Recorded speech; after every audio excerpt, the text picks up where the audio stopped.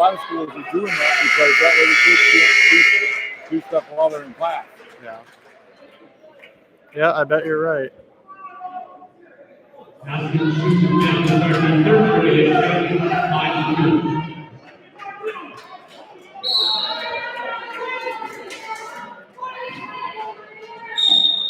Because when we go into schools and use their Wi-Fi to broadcast with, Yeah. we have to have the administration password so we can get in.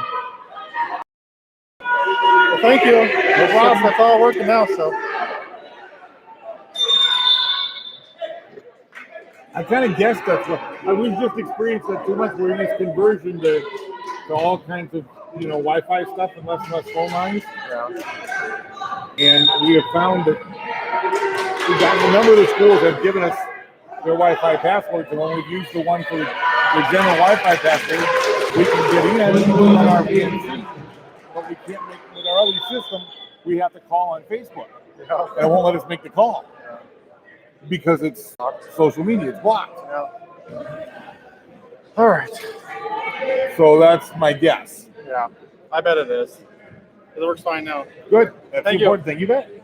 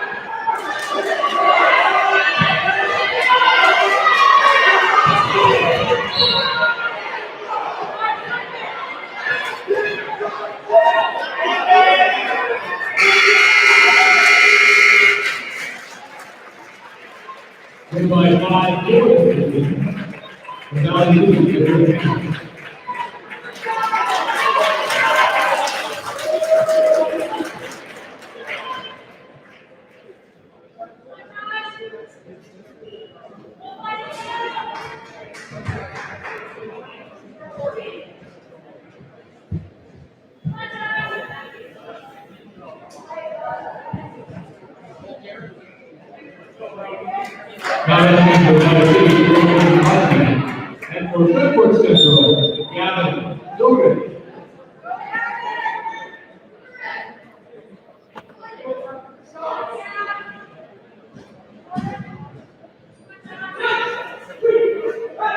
Two-point takedown, Varsity.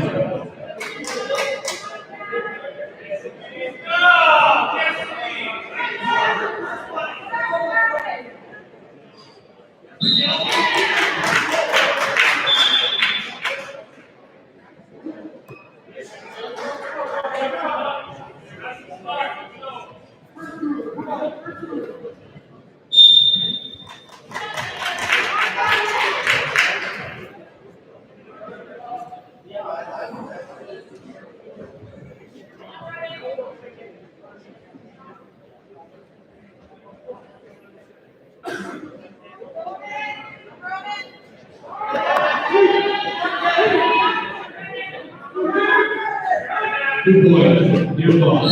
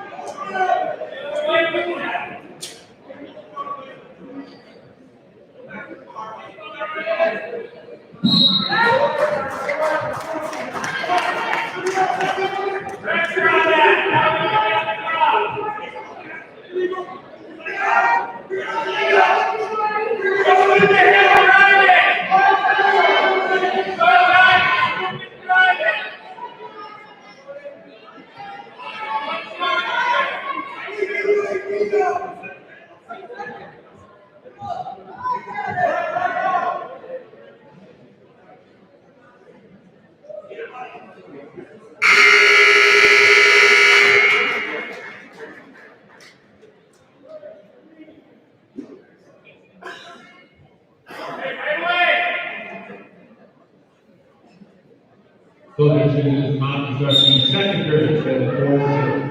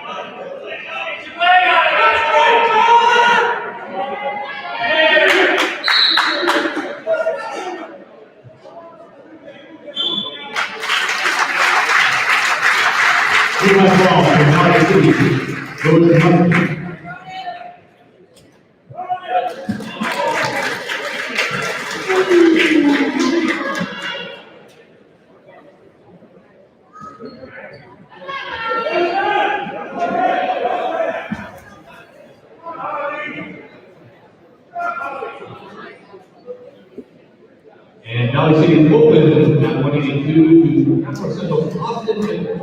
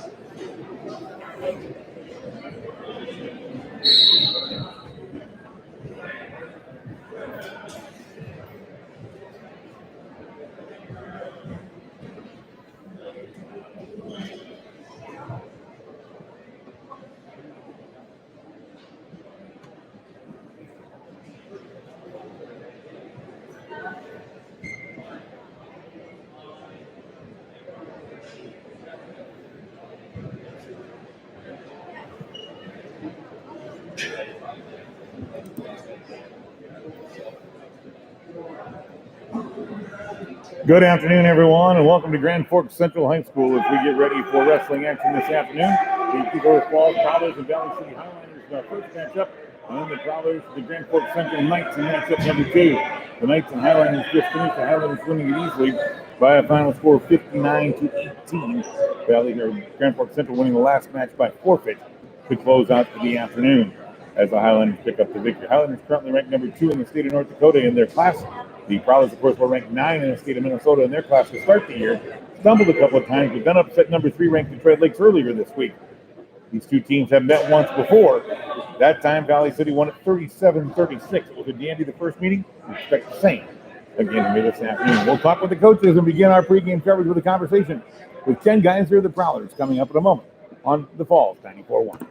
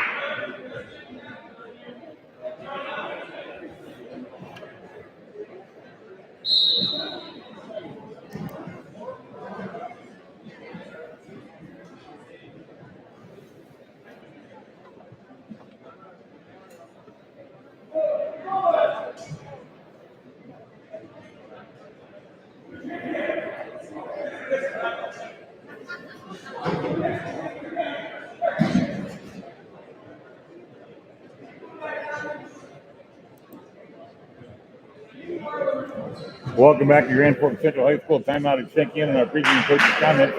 They come your way courtesy of Roxbury Truck Repair on the old Pepsi Road in Cedar Falls.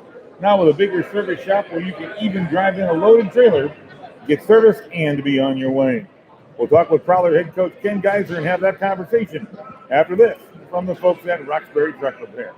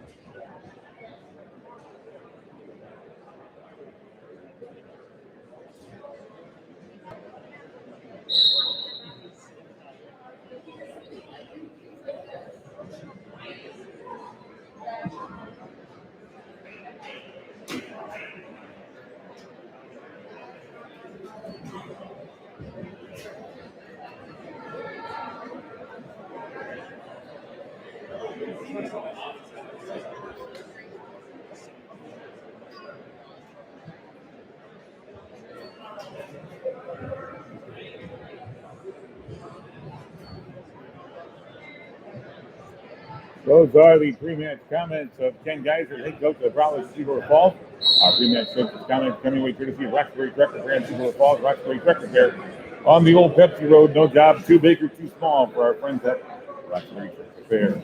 We're going to take a quick break, come back, and take a look at our area action. There's a limited schedule today, but back with that in a moment on 94.1 The Falls.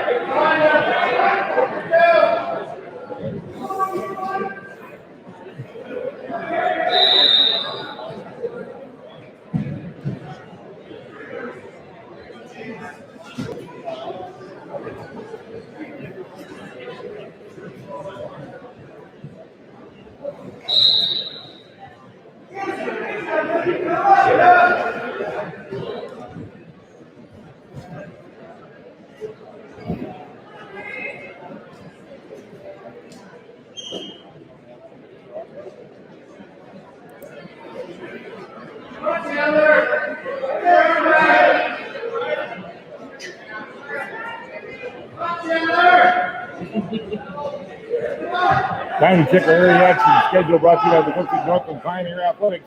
Let them keep your education going and your athletic career too. Help Northland keep you in the game back.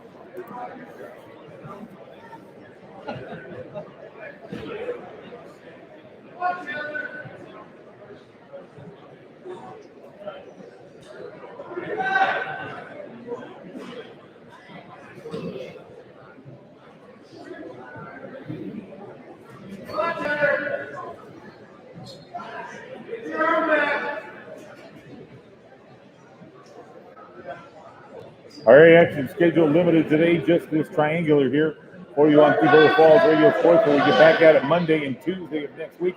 More wrestling next Thursday as well, when the Prowlers have a triangular at home, and then a single match also at home on Friday of next week. That's our area action schedule, courtesy of Northland Pioneer Athletics. Let the Northland Pioneers get you into the game. We turn now to our lineups for this afternoon's contest, for projected lineups.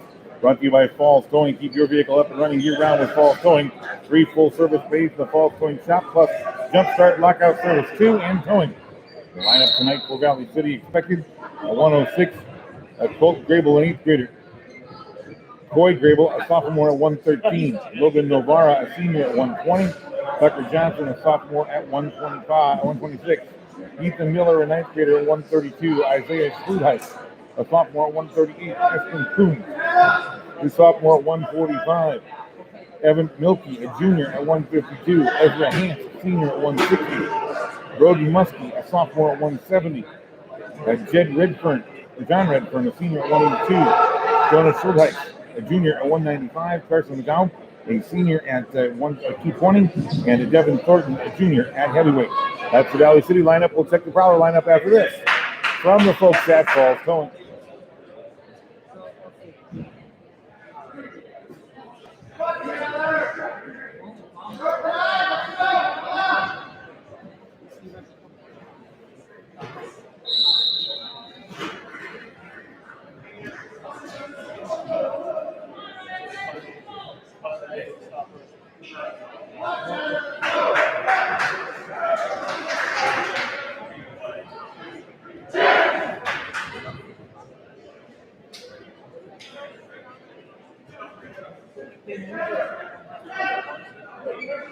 Projected lineup for the Prowlers: Maverick Iverson and Noah Jacobson, both 8th graders at 106. Nick Spear at 113. He's a freshman.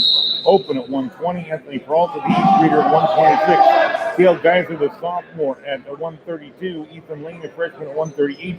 Griffin Lundeen, a freshman at 145. Junior Brady Kasprick at 152. Junior Cody Whelan at 160. Senior Brandon Zuniga at 170. Senior Dakota Feldman at 182. Senior Mason Iverson and sophomore Carter Egerbrecht at 195. Sophomore Joseph Sargent, actually I think he's a junior, and junior Cullen Bruggeman at 220.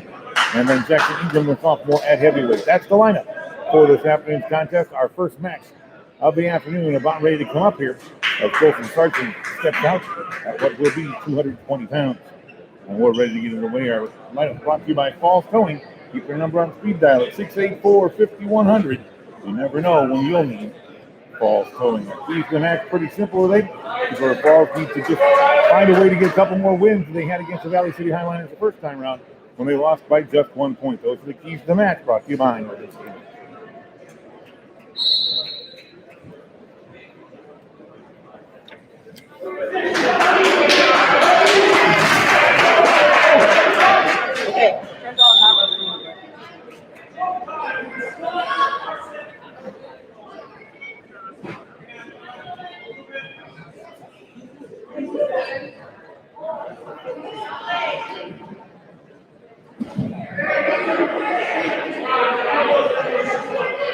Golden Sargent and Carson McGuff starting off here at 220. In North Dakota, they draw for weight class, and this one starts at 220. This afternoon, our opening weight class brought to you by Pennington Square, Pennington, Maine, Division of Northfield Oil. Pennington Square, Pennington, Maine, car washes for both locations, Cinebabies, pizza, and more. Good, right. Sargent changed levels twice, now got in on the head. Trying to power him over. No takedown yet. Wilson's on the counter here, does. He's on top now and has the head and an underhook. Nobody really take down yet, and now they're off the end. Big scramble here to start with at the 220. Again, as normal, Sargent giving up about 3/4 of a foot, maybe a little bit more than that to McGuff. They separate, starting again. Highlander pawing at the head, trying to work the snap down. Sargent just steps away from him. Sargent pawing the head. First minute is gone here in the first period. Sargent trying to work his way in. He's pawing at the head, trying to hand fight his way forward. McGuff trying for college tie on the left side. Sargent looking to change levels again. Sargent shoots into the double, has both legs, but McGuff has the ankle. He'll stay behind and get the 2-point takedown. Quick takedown for McGuff with 26 seconds left here in the first. Looking to work the far ankle. Wants to convert it. The Sargent slips off the back and reverses to 2. Or no, he said no. Sargent had a reverse, and after he said no reversal. They're near the edge and soon to be off the edge of that. With no extra point scored. It looked for a moment like Sargent had the reversal. Now he throws hand over the back, and they are off the edge at the home goal. So McGuff will lead 2-0 after the first period. And we get ready for the second. Sargent has choice, he defers, and McGuff will take the down position.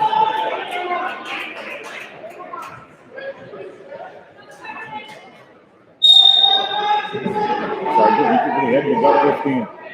Looks to separate, and then Sargent trying to set the hip and pulling back. Does being done. Sargent scrambles behind, resets again. Trying to pull McGuff back one more time. They roll through.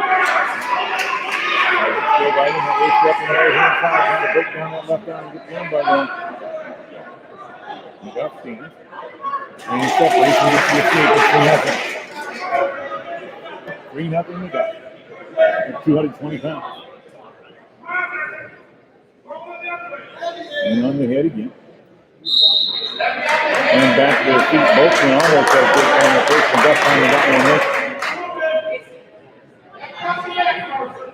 He leads it now 3-0. Power tie on the left hand side from Duff. Now they'll separate and go forehead to forehead. Down to 107 left in the second period. Tries to get the number hook on the left hand side. Can't quite get it in. Duff continues to go forehead to forehead. Now McGuff with the power tie on the left.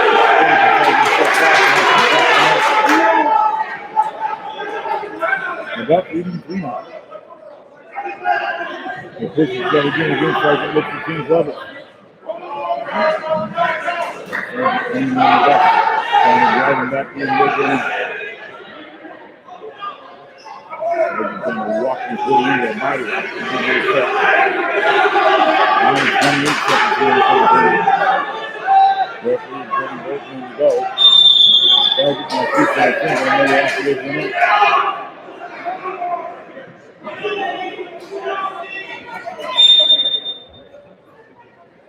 McGuff leading 3-0. Sargent keeps off him. McGuff falls and gets away from the 13 seconds left. They're back to their feet again. Sargent again. He's going to hit on the right hand side, trying to get that left arm. And again, McGuff stuck to the wing.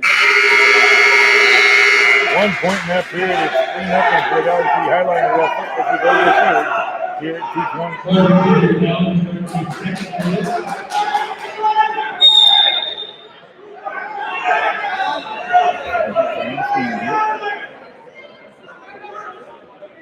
Sargent 81 on the lead. McGuff going with armbar on left arm. Trying to put the forehead in it. Sargent trying inside the end roll. And they'll reach in again to the bench.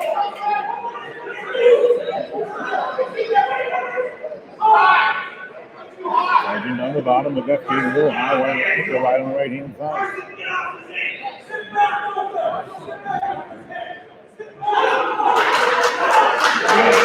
Sargent sits out. McGuff trying to trap him with the high arm bar. Off the over. 118 left.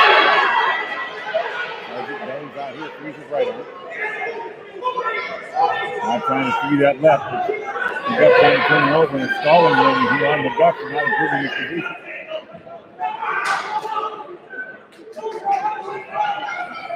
Just a midline ride right now by McGuff.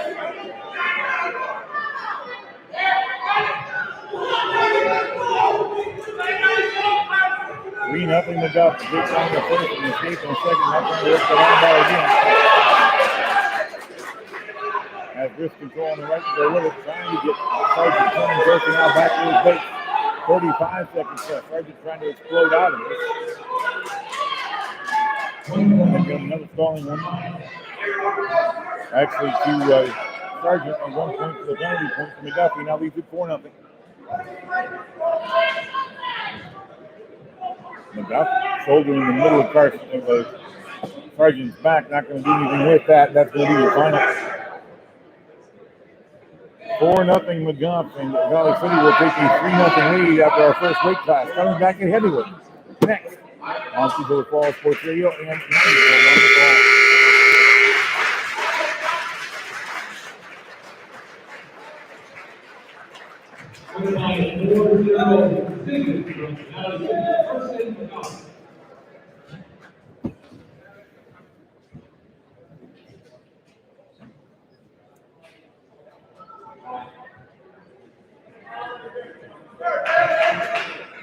Now wrestling for Thief River, Colin Bruggeman. And for Valley City, Devin Thornton. Colin Bruggeman up now for the Prowlers, Devin Thornton. And heavyweight for Valley City. Bruggeman is a junior, so is Thornton. And Bruggeman straight down, and Bruggeman getting back points as well. Bruggeman trying to step over the top of the leg, 3 cannot. It's 3 points. It's all 5 points. For Bruggeman. They've only got 3 on the board, but it should be 5. They're putting it in the wrong place. That's the problem.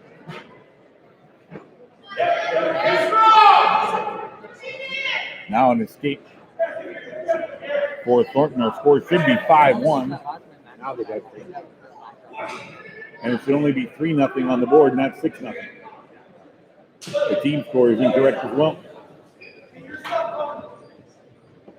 The first match ended in just a regular decision, not a fall.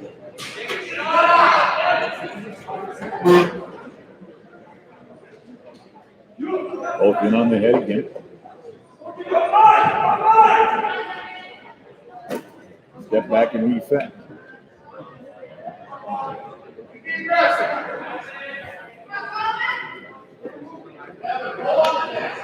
Time for position. Half a head taller than Trump now under the right side. Now Carl's throwing away. Now trying for help. Now the kick down in here for a point again. Bruggeman has it tight. As the left shoulder down, the right shoulder down, the big fall for Colin Bruggeman. 6-3 Prowlers should be the score after the pinfall. And we get ready to go to 106 next.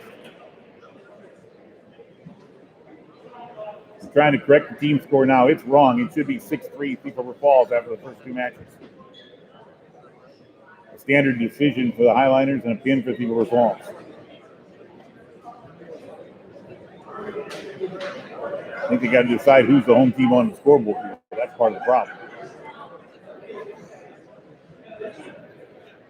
So now we got it. Thief River Falls leading at 6-3.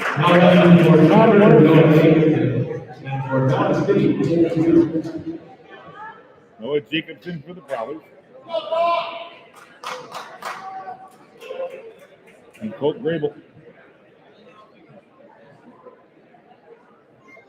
8th graders each.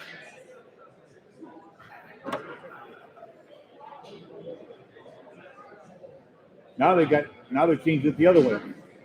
Sooner or later they'll figure it out here. Evidently, Thief River Falls is the home team on the scoreboard. They've just switched it back again. Now we got it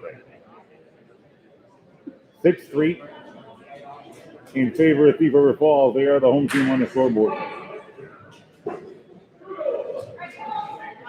And now ready to go at 106 pounds. Whistle blows.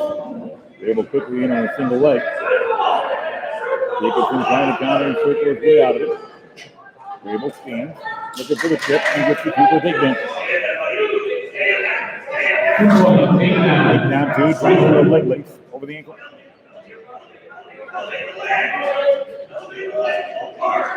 Grable trying to go armbar, reach in for a half on the right hand side. Looking to expose the back of Noah Jacobson. Hard cross face here. Grable has Jacobson turning. Jacobson giving up some back points now, at least 2. Grable still handling that armbar. Trying to make the turn here. Hasn't given up the legs yet, so he hasn't given up the hold.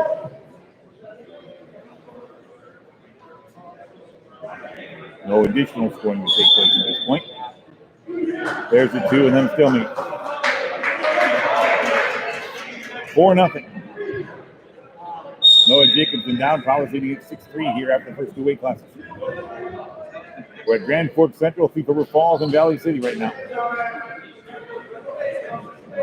Jacobson trying to separate the hands here and get to his place.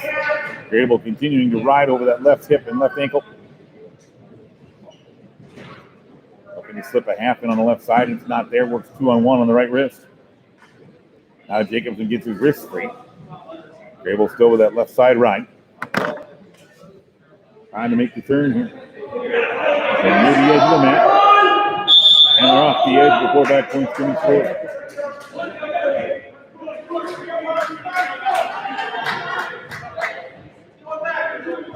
So back to the center. Jacobson trying to steam Grable again, collapses over that left hip. Now Jacobson trying to roll out of it. Grable just steams over that right side line. 20 seconds left here in the first period. A 4-0 lead for Valley City High on the left side. Heavy on that right side waist grip. Collapses Jacobson back down to his base. Trying to go far shoulder. Jacobson looking to stand.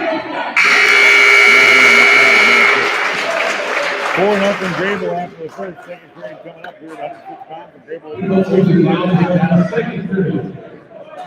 84-0. Quick whistle off the start of the second period. Trying to roll it right up, and Jacobson looking to collapse up and 2-on-1 of his own now. Jacobson trying to stuff the head and throw in a power half, but he's got a half in. On the left-hand side, Grable rolling to that side, so Jacobson will give it up and now work for the cradle instead. Jacobson has the cradle and has Grable turned. Jacobson's throwing back when Grable's in trouble right in the middle of the mat. Jacobson's going to have at least 3 and make it 4-3 here. Grable trying to separate the hands. Has gotten the hands apart. And rolls back out of it. 3-point your fall 3 makes it 4-3 in favor of Grable.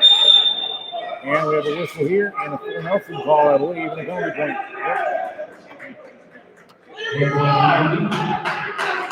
Penalty point call for Phil Nelson. Making it 5-3. Grable trying to get his way out. Jacobson with the half thing on the left-hand side again. Jacobson powers him back.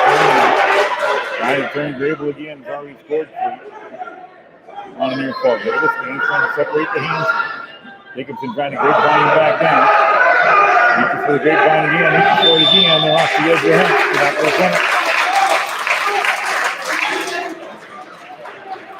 Grable back to his base. Jacobson will ride left side. He's grabbing on the right. Jacobson arm bars that left arm and breaks it down. Now trying to stuff the head. He has that half in again. Grable trying to roll into that. Looks to step over the top of it here and does. He's going to have the reversal for 2. Reversal for 2. And it's 7-3 lead now for Grable. Jacobson now with some work to do. 30 seconds left here in the period. Looked like he had Grable pinned early. Now he's unmute again and down 4. That was the difference at the end of the first. 4-0 after 1. Now it's 7-3. Somebody's getting back to it here. Grable is. And 9 seconds left. Jacobson in trouble near the edge of the net. Grable trying to push down that left shoulder. Jacobson trying to bridge off his left arm here. But right on the edge, and the player will come in and 3-point so each man scores 3.3 fall in the period. It's 10-3 Grable after 2. If we get ready for the third period of 106, Jacobson chooses his top after getting that cradle in earlier to see if he can't turn him again. Jacobson waist grab trying to collapse that body and see if he can get it. Now looking for a cross fight. Trying to fire in that hand again. 10-3 your margin here in favor of the Valley City wrestler. Grable would like to score some points. He'd love to turn him on his back and stick. Grable stands. Jacobson still trying to control. Grable reaching in. Jacobson trying to collapse that head. Obviously down three. Not Grable gets it. Jacobson has a cradle in. Has Grable turn. Jacobson's scoring at least 2 points for the fall. Not going to get 3 points for the fall. And the question's going to be firing up and underneath Grable's right shoulder. Right now, you can't pin him in this position. He's too far underneath Grable's right shoulder. And a reset here. And go again. Jacobson steps over to the far side cradle this time. Trying to make the turn. Has Grable tipped, but cannot get it through. They roll through. 3 points near fall. So Jacobson twice has Grable in the cradle, but could not pin him. Got too far into that right shoulder. Jacobson now with a very high line. Grable trying to get out of it. And going to be the call here. 10-6. Grable. Jacobson is 41 seconds left. Needs another turn. Actually, he needs the pin. And now Conscious on Jacobson.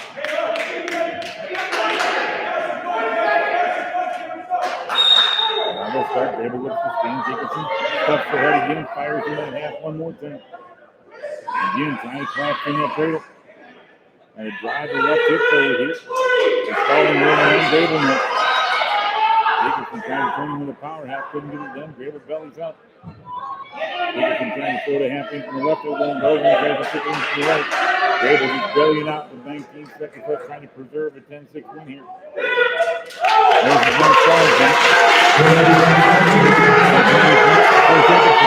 Now it's 10-7. Jacobson concerning and get some near fall points. This would be interesting, but he's not going to have time. It's going to end up 10-7 in favor of Grable. The final score is a 3-point win for Valley City, and they are tied at 6 after the first two weight classes. They come up at 130. He's done.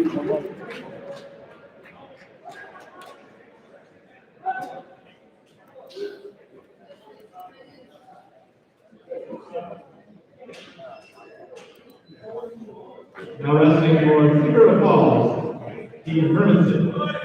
And for Valley City, Troy Grable.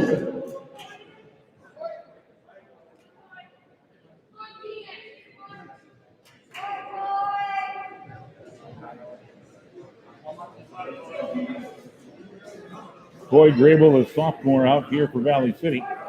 Keegan Hermanson out for Cedar Falls.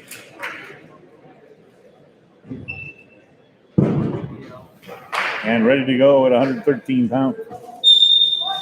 6-6 our score after 3 weight classes between Cedar Falls and Valley City. Grable trying to get physical with Hermanson. Sets in on a takedown, gets his head through and gets the 2. Quick takedown for Grable.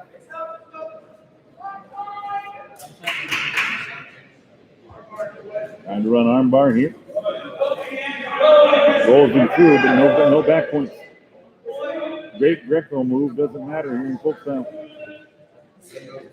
Hard armbar by Grable, trying to walk Hermanson over. Hermanson doing a good job of bellying out right now, but they're right square in the center of the mat now. Grable has Hermanson's back exposed, but only for a split second. Got a quick count there. Hermanson doing a good job of freeing that right arm, at least for a moment. Now Grable trying to stack the shoulders once again. Hermanson in trouble here, and there's the fall. Grable with a big ball for Valley City. Troy Grable with the pinfall, and he's 12-6 lead now. For Valley City as we go to 120, where I believe the Prowlers are going to send out Nick Spear. Spear, the 9th grader, will come out here for the ball. And for Valley City, Logan Novara. Logan Novara, the senior.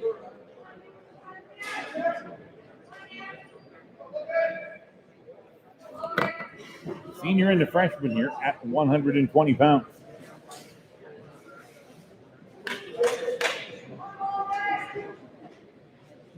Well, 6 Valley City is our score. And ready to go. Here, pawn at the head. Novara looking for wrist control on the right side, trying to shoot for a single. Both men are long for the weight class. Novara now in on the single. Trying to get the turn here. And Novara will hit the slides behind. Novara with the takedown.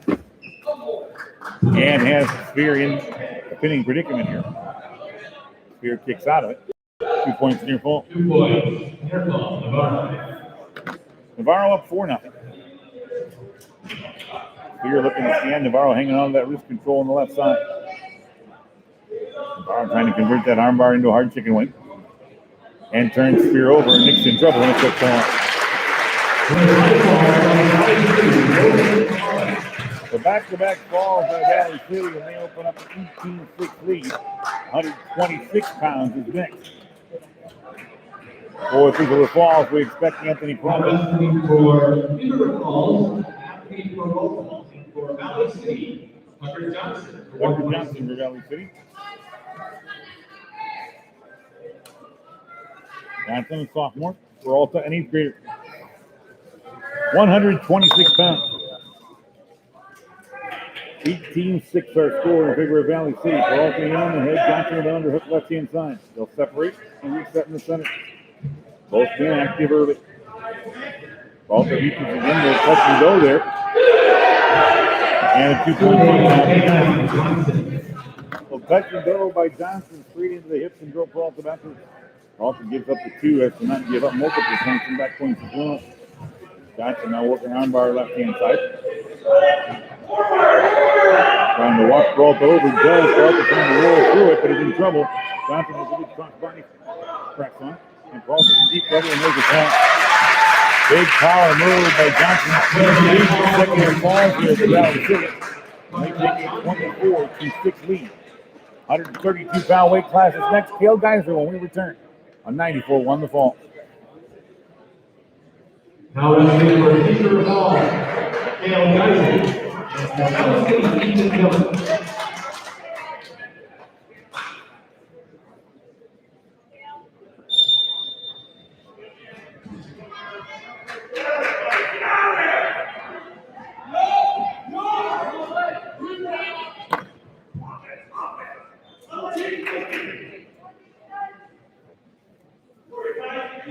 132 pounds, Cale Geyser for the Prowlers, Ethan Miller.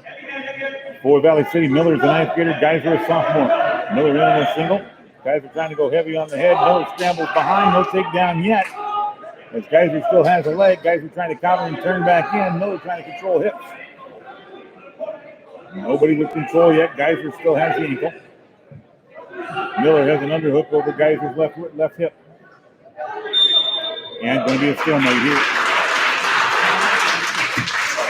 Stalemate call will go back to us and start again.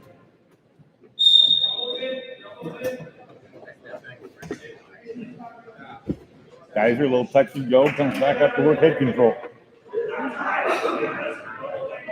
They'll separate and restart again in the center. Miller shoots, Geyser gets the underhooks in, trying for the body lock in the throw. Has the body lock, has the throw, and has that's Geyser's favorite move, that quick throw and back point. 3 points ball to go with it, Miller now trying to work the head of Geyser, trying to suck him by. Geyser counters, hanging onto that elbow. They're near the edge and off the edge, and we'll go back to the center and both in on their feet. So Geyser, a big body lock throw, gets 5. Miller counters with an escape, and it's 5-1 here for the Prowler wrestler at 132. Still 35 seconds left here in the first period. Geyser again trying to change levels. Now Miller will do the same. Geyser taps the head. Miller trying to run a touch and nope. Geyser now in on a collar tie.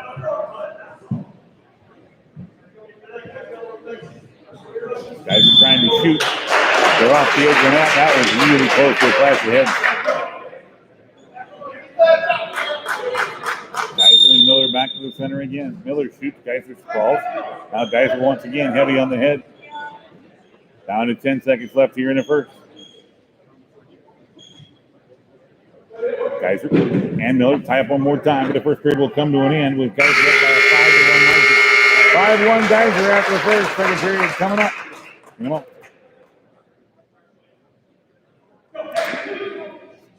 Miller chooses 2 goals in the second period, Miller 5-1.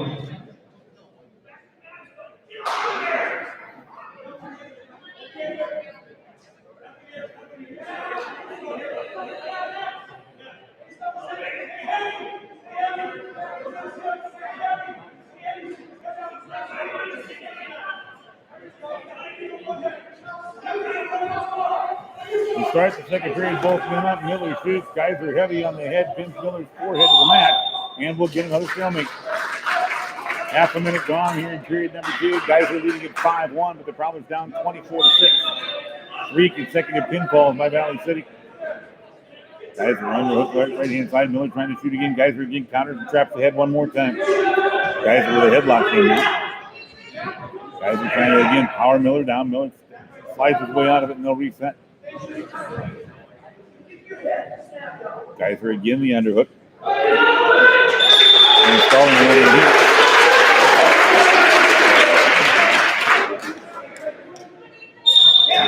Geyser again trying to go and change levels. They'll go back to the center.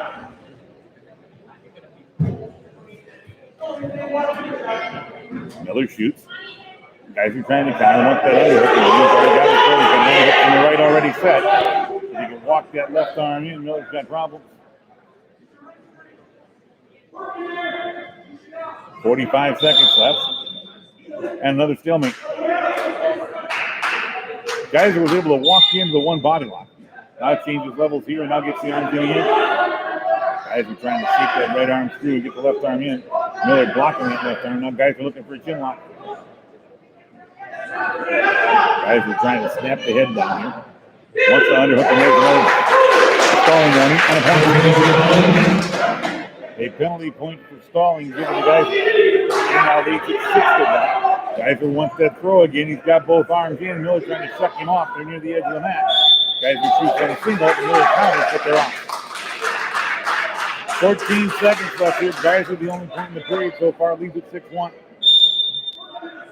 Miller on the head again. Now Geyser looking for heavy hands control. Down to the final 9 seconds. That'll be the end of the second period. Geyser will lead it 6-1. After 2 periods, our third period action coming up in just one moment.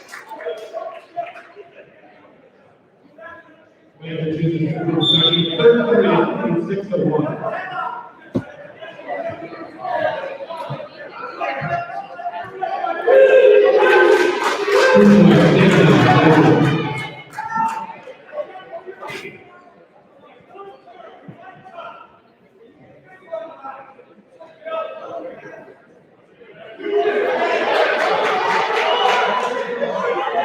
Well, they start on their feet in the third. Geyser a quick takedown, not trying to throw in the cradle and tip Miller back.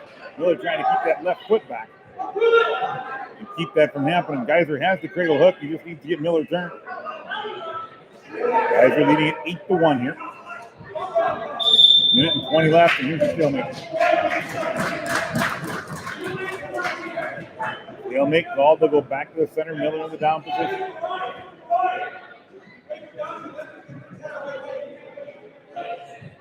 Geyser will ride left side. Trying to collapse the arm bar on that left side. Looks for the cradle over the top of the front there. Miller stands. Geyser will release it.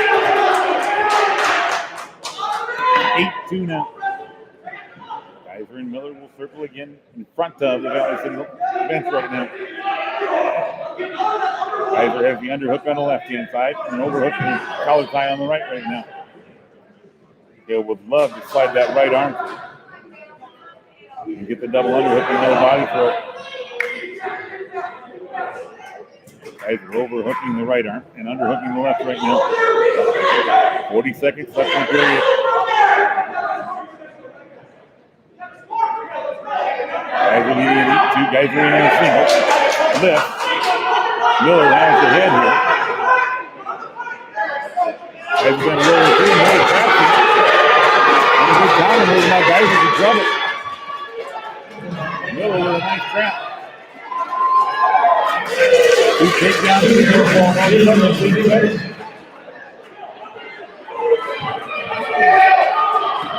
Guys are down 8-3, and now stalling won't even Geyser. 4 seconds, 3-2. Geyser's going to hold on and win it by 7 final. Geyser will win it and give him 3-4. He is in favor of Valley City, 138 pounds.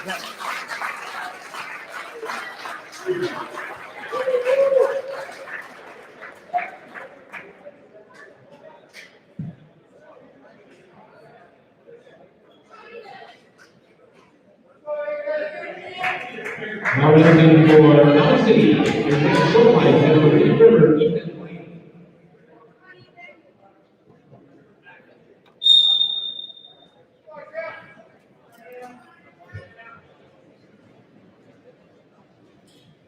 Isaiah Schultheis for Valley City. Ethan Lane for the Prowlers. Schultheis is a sophomore.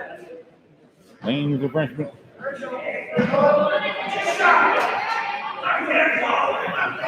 Both men working on collar ties once again. Schultheis shoots on the single. Lane falls and tries the underhook. He's trying to go heavy on the head. Schultheis backs away. Valley City up 24-9. Again, Schulteis shoots single. Again, Ethan Lane going heavy on the head. Ball trying to step that head down. Schulteis trying to drive Lane back and get the takedown. Lane trying to work the legs. They're near the edge and off the edge. And we'll reset to the middle again. Lane about a foot taller, or half a foot taller than Schulteis. Both men pawing at the head again.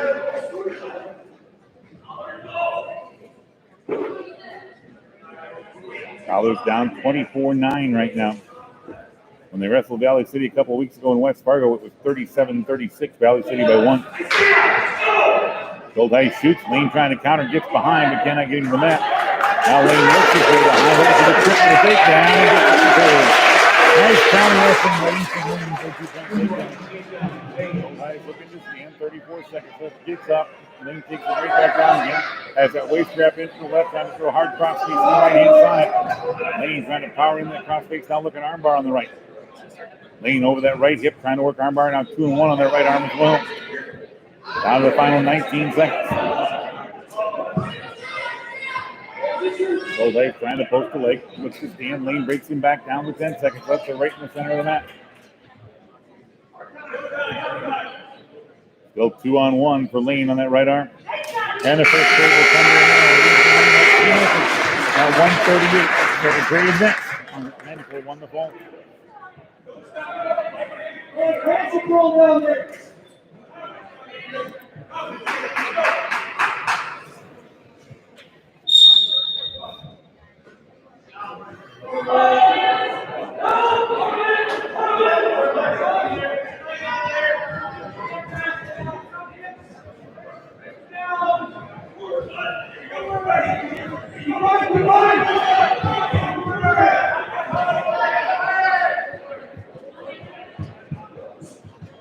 Lane starts the second period of the down position, tried to roll his way out of it. Schulteis grabbed for a moment, got a 1 count, but not enough to score any back points. Still 2-0 Lane. Schulteis trying to throw in a half, working an armbar on the left hand side. Lane trying to stand. Lane turns back in. Schulteis still has a leg. Lane looking to make the throw, but they're off the edge of the mat. No point. Lane still in the down position here. Ethan Lane up 2-0 on the strength of a takedown in period number 1. Understand. Trying to separate the hands here.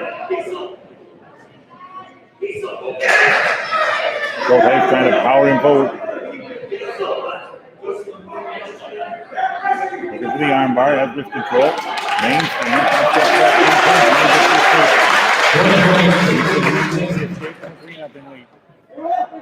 both came back on their feet. Lane looking for the headshot.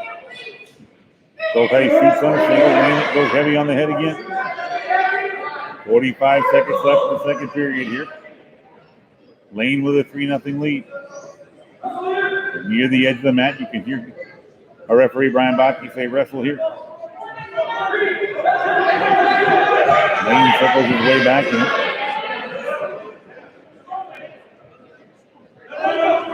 Schulteis still trying to convert that single, and we'll get a stalemate. Stalemate now. Puts both men back in the center circle.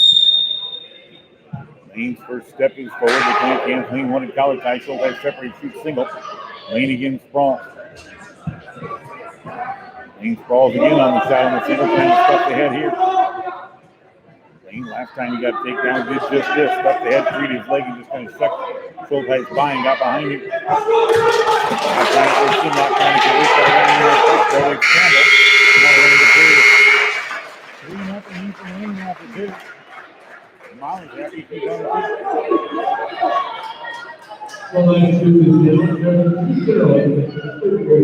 and third period to start. Lane to right. Schulteis looking for a reversal. Right to the switch. Lane trapped in grapevine left leg. Lane with a deep grapevine on the left leg, trying to power across that right arm and see if he can get a farmer out.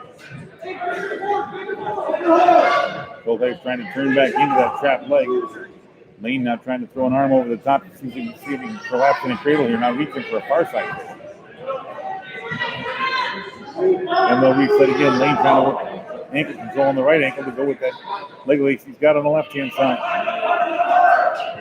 Hard cross face here by Lane trying to power the head, and we're going to get another stalemate. 3-0 Houston Lane, 23 left to wrestle here at 138 pounds. Lane will ride right side this time, waist trap to the left. Short Life reaches for a switch again. Lane traps that hip one more time. Now Short Life stands. Lane will break him back down to his belly.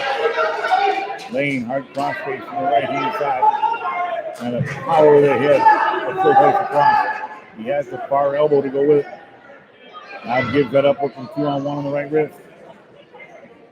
Short Life back to his base. Lane trying to work that 2-on-1. And convert it from there into a pump handle, but couldn't get the reach. Under a minute now to wrestle here at 138 pounds.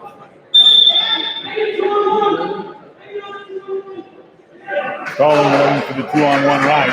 On him from Lane. Didn't convert it into something else to keep moving. And a caution now on Lane.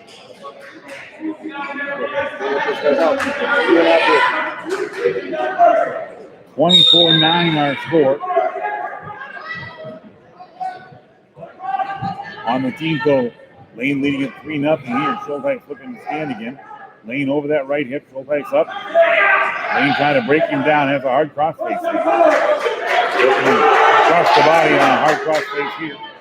Grabbing the left wrist of Schulteis. So now they'll stand back up again. Lane back to that 2-on-1 one more time. 20 seconds left. Lane preserving a 3-0 lead right now. Schulteis, they're dead square in the center of the mat. Schulteis not doing much either. Looks like that's how this one's going to end. It's 3-0 Houston Lane. Lane takes it 145 pounds.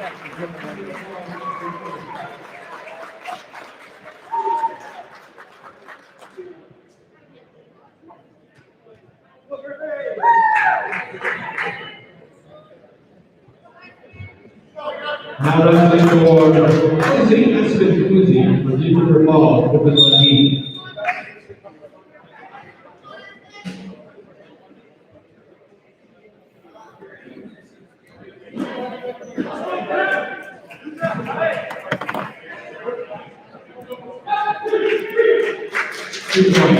Griffin Lundeen, the ninth grader, Espen Kunze.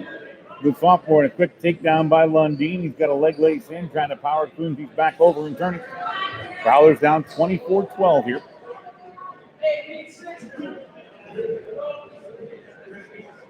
Six weight classes left, counting this one. Lundeen. Grapevine on the left-hand side, trying to put in the cradle. Kunze turns back into it. Lundeen now converts it into a power half and a reverse half. Has Kunze trapped in a far side cradle. The back point. Now the question is, can he pin him? And it's set over that left shoulder. The right shoulder is down. Ryan Bocke looking. Nice control both legs. Mercedes control both legs. Good ball. And it's 24-18. Up now 152 pounds. And for the Prowlers, that means Brady Gaspard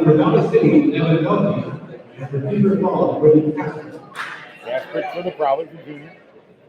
Evan Melke, the junior. For the Highliners here. And quickly, Gaspard gets Melke taken down and on his back. This one happened in a hurry. 3-point free fall already being scored. The question is, can Casper spin it? He's got plenty of time where he's at. We'll turn it back over to Casper with a quick 5-0 lead. Now he'll release on Melke. 1 point. And make it 5-1. The pair of juniors here, Casper and Melke. Casper lets it change level, steps in and underhooks right away. Melke trying to go single. Casper with a chin in the back of Melke's neck. Has the underhook on the right arm of Melke and now the overhook in the chin lock. Casper going to throw in again for more.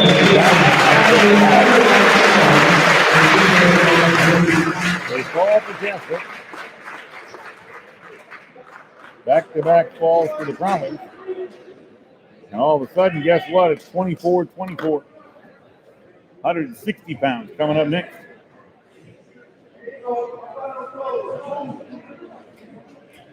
Now let's see from Valley City gets a half. Surprise here. Brandon Zuniga at For Beaver 160. Falls, Brandon Zuniga.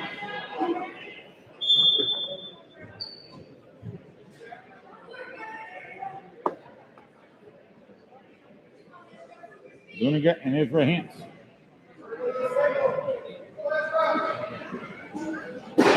Hance the senior, Zuniga the senior.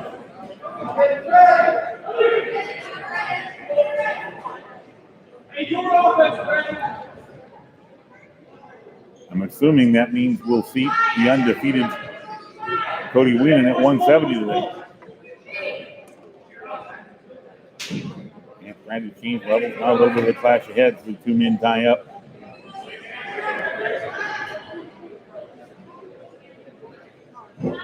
Seniors here with the match tied at 24.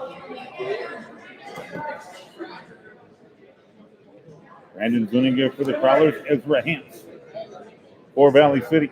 3 weight classes left after this one. So if the team can take control here, especially if they get a pinfall, it can be real interesting. Zuniga in on a single, Hance trying to power an underhook, and they'll separate again.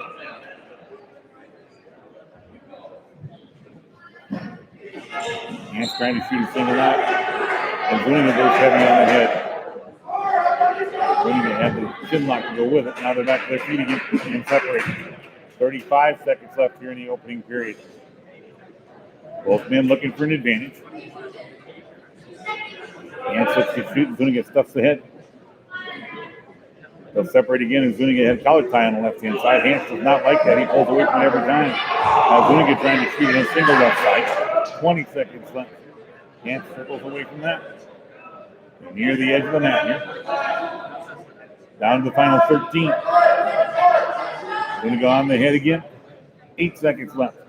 That's going to be your first period in a scoreless tie here at 160. Back in a moment.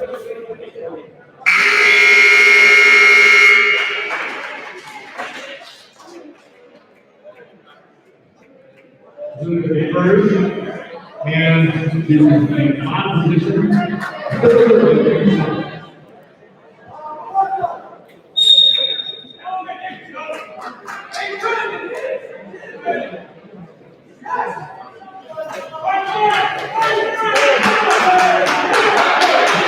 Zuniga has choice and defers. Hance takes the bottom.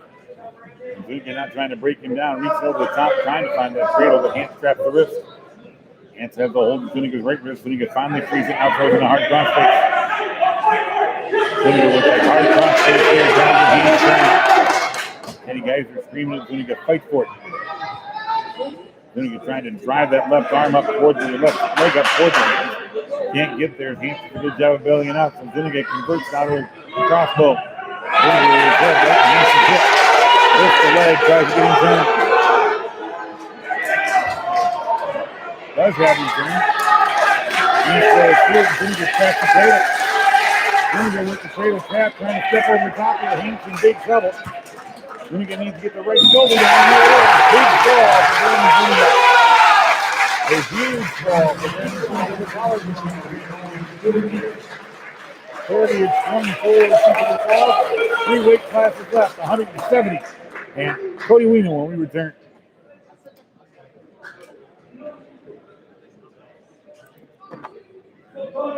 Now let's take your best. And for Beaver Falls,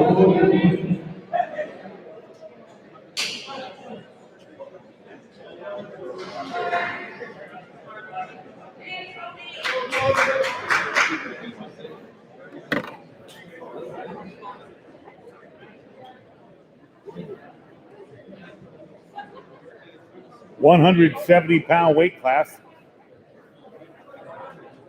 Cody Weenan out, the junior for the Prowlers. Roden Muskie for the Highlighters. And we're ready to go. Prowlers with 3 consecutive falls have come back to take a 30-24 lead in the match. Weenan promptly shoots off the whistle. And Muskie counters. Grabs the back of Weenan's head in the collar time. Now they'll set. Muskie looking for the arm check. The arm drag wasn't there. Weenan now in on the head. Muskie trying to circle his way behind. Muskie is the natural 170-pounder. Weenan's been wrestling 160. Weenan shoots here. Muskie stuffs the head. Muskie trying to power behind. Weenan gets there. Can he trip him down? No takedown yet. Weenan trying to separate the hands here. Muskie will take him to the mat. There's the takedown. 2-point takedown. Roden Muskie with the takedown and a 2-point lead. For the Prowlers, we expect to go to Furman now, 82, and then Mason Iverson. Weenan trying to counter over the top, has it. And the reversal. Weenan with the reversal. Muskie trying to sit on the switch. Weenan traps the waist. And they're off the edge.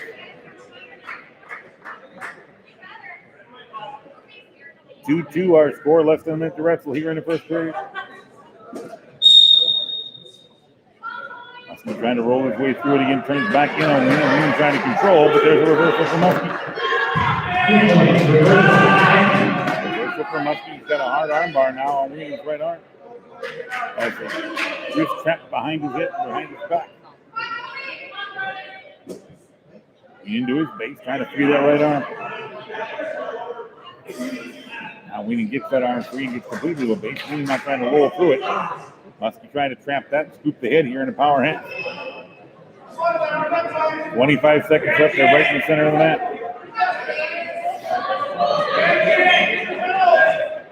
Weenan trying to separate the hands and pop out the back door here. He's got a leg lace.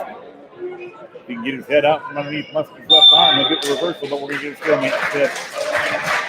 Stalemate whistle here. Muskie leading it 4-2. Here in the first 11 seconds left. Weenan tries to stand and looks for that inside hole again. Muskie traps that left wrist. That's how the first period's going to end. Roden Muskie 4. Cody Weenan 2. We go to the second period. Coming up in a moment at 1-7.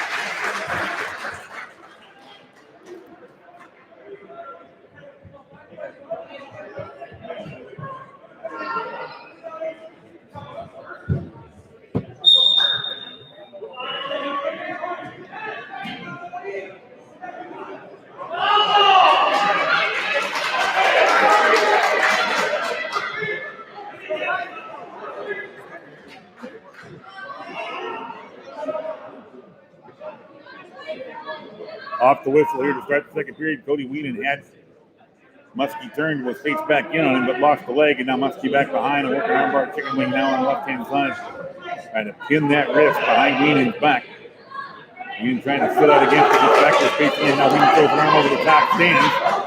Muskie trying to drive him down. Weenan turns back in on it. Muskie with the body lock. Weenan looking for a throw, but it's just off. Muskie still in control. Weenan trying to grab a leg. 4-2 Muskie here after the first. Nobody scored in the second. Muskie now trying to put in a hard half. Weenan back to his base again and again, trying to knock it out there. Now has a hard hit on him. Weenan has a leg trap there, looking for a fireman. Weenan slides out the back door. Here's a Muskie there, sticking his arm straight, great control. Good job by both men in the counter wrestle. Muskie looking armbar right hand side again. Weenan to his feet. Weenan turns back in. He's looking for a standing wizard. And they're off the edge. Weenan has faced him, but they're still not giving it a single escape yet. Weenan again looking for that standing wizard. There's the one for the escape. 4-3 our score. They're separated with 30 seconds left here in the second. Weenan in on the head. Muskie wants collar tie, trying to suck it in the body. Weenan tried to roll his way through it. Does. Gets the takedown. Nice athletic movement by Cody Weenan. Weenan with the takedown here with 14 seconds left, trying to go across. And a hard cut. Has the leg lace. Now has Muskie's back exposed.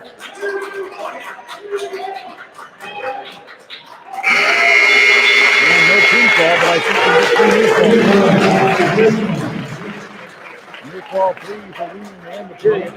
He's up 8-4 now as we go to the third. Weenan will ride on top to start the third period. He'll ride with a waist wrap in from the right. Muskie's trying to reach back in, looking for the roll. Turns his way through it. Weenan traps him, has his back exposed, at least momentarily. 2.2 ball again for me. Still with the control of the leg. He still has control here. No reversal yet, although Muskie is on top. And we're going to get a steal. So Muskie tried to roll. Winning champion and got 2. Winning now leading at 10-4. Muskie tried to flatten out to start working out of his base. Post step right leg. Wants to turn back in on Winning. We're looking for one bar left hand side. Winning not trying to go high here. Looking for a pinning combination. He's got both legs controlled.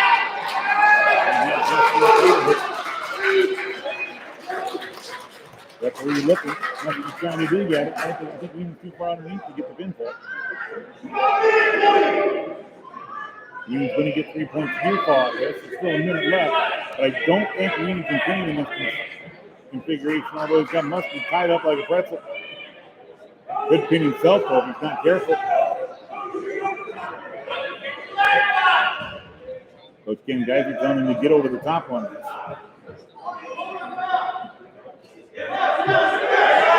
And Cody trying to step over the top of it. There's the three.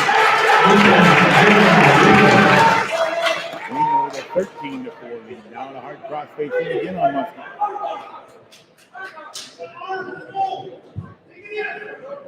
Muskie bellied out. 28 seconds left. Wiener with a total now of 8 near fall points in this match. Leads at 13-4. 20 seconds left. Muskie trying to stand. Wiener inside Grapevine's that leg again. Wiener look at that same pinning combination. Again, he's got Muskie down. Muskie sits through it. No reversal. They roll through. Wiener still in control with 5 seconds left on the scramble. Now Wiener will release it. Make it 15-5. 4-point major decision. So now we get 34-24 with 2 weight classes left. We go to 182 pounds next on 94-1 The Falls. Now wrestling for Varsity, John Redford for Tinker Falls at Florida.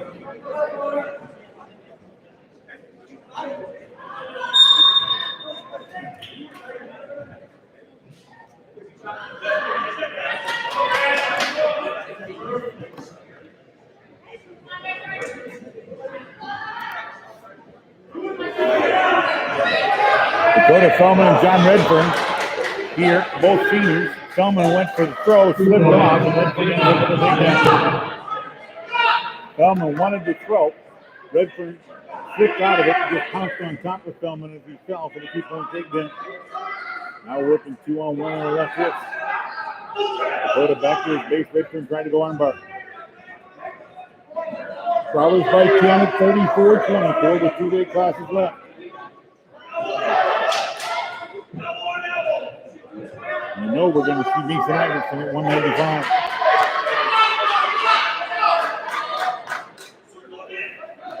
Near the edge of the mat here.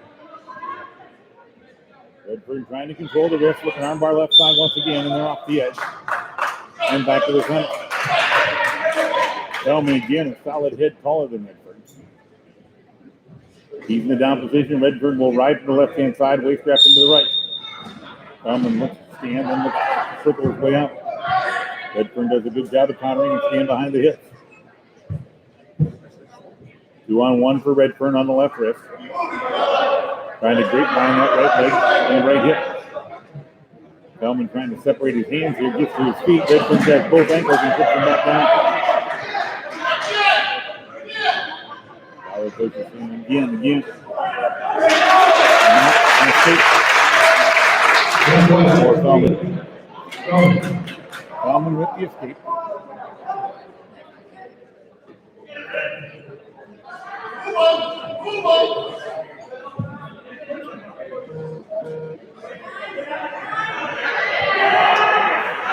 Feldman trying for that throw again, has the underhook on the left-hand side. Looking for the trip. Steps down, puts Redfern right on his back. She didn't want to take it. Redfern rolls out of it. The kick down by Feldman. Good team. 3-2 lead after the first. Second period at 182 coming up in a moment.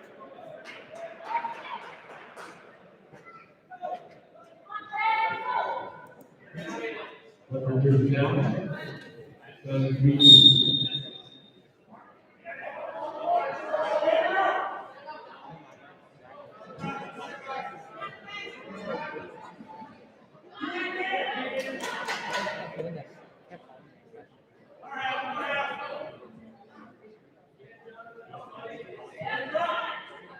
Redfern chooses down to start the second. Stands.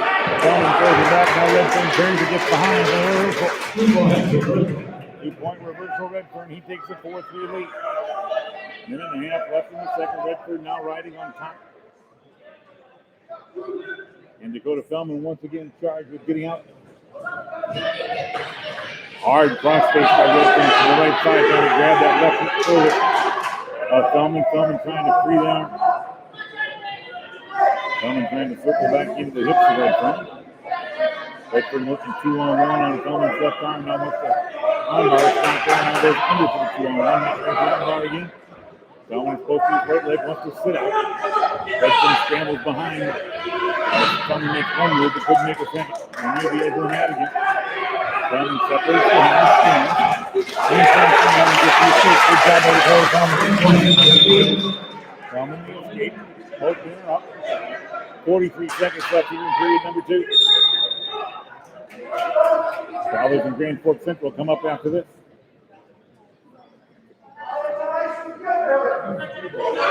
Fellman, underhook on both sides. That's what he wants. Redfern steps out of it. Fellman looking for the throw. Redfern slides off. Fellman bull rush again. They just do it with Redfern. Nice ball by the Fellman. A 6-4 lead for Fellman with 17 seconds left. Fellman now with a hard cross face on Redfern. 12 seconds left. Redfern trying to score before the period comes to an end. Fellman would love to turn it. Redfern trying to turn back in. Fellman with a little bit of a high ride. 3 seconds 2. Fellman will lead 6-4 after 2. We go to the third at 182 in a moment.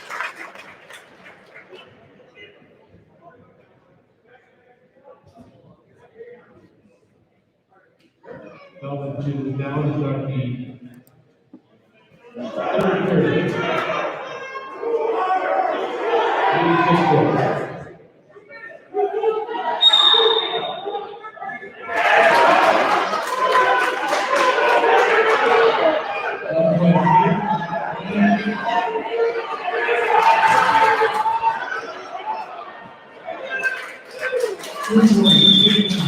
Well, Fellman gets an escape and Redfern a takedown.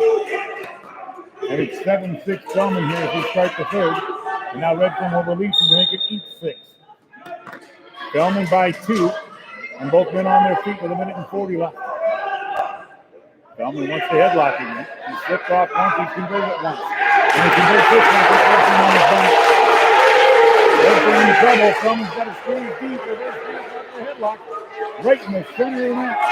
Fellman needs to press that right shoulder down. The left one is already down. If Fellman can get a win here, they'll probably lock up the match regardless of what happens at the next week comes. Fellman's going to hold it right there. He's got 3 points near fall for sure. Now Redfern is just enough, and Dakota Fellman with the ball. A big fall from Fellman and his 40-24 lead for the Prowlers as we go to 195. Vincent Iverson when we come back in a moment.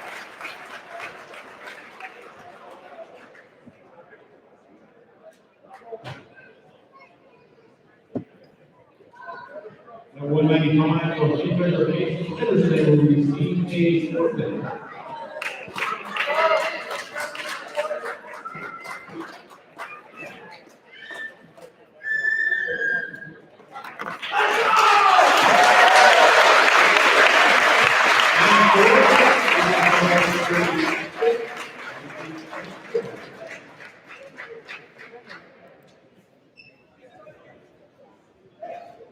Something telling me Coach didn't want Mason to throw his kid around the mat.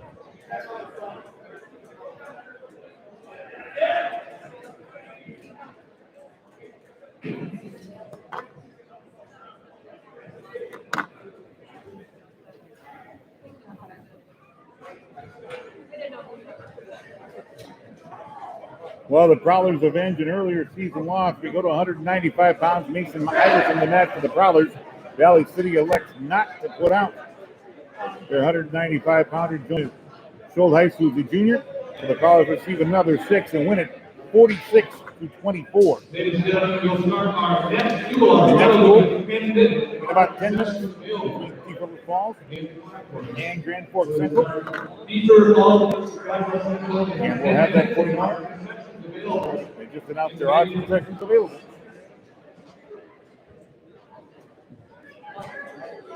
To get done, the Prowlers win it 46-24, the final. We'll come back and post-match wrap-up in a moment.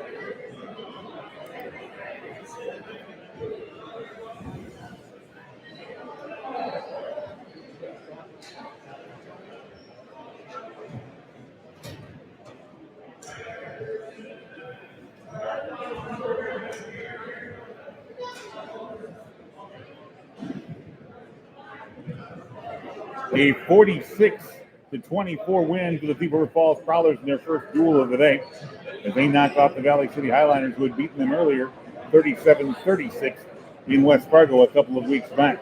Time now for the Jay Swanson intermission report between our matches, brought to you by Jay Swanson Agency. 4 locations to serve you throughout Northwest Minnesota, with insurance locations in Thief River Falls, Warren, Argyle, and Hallock. We'll recap our first match of the day in just a moment.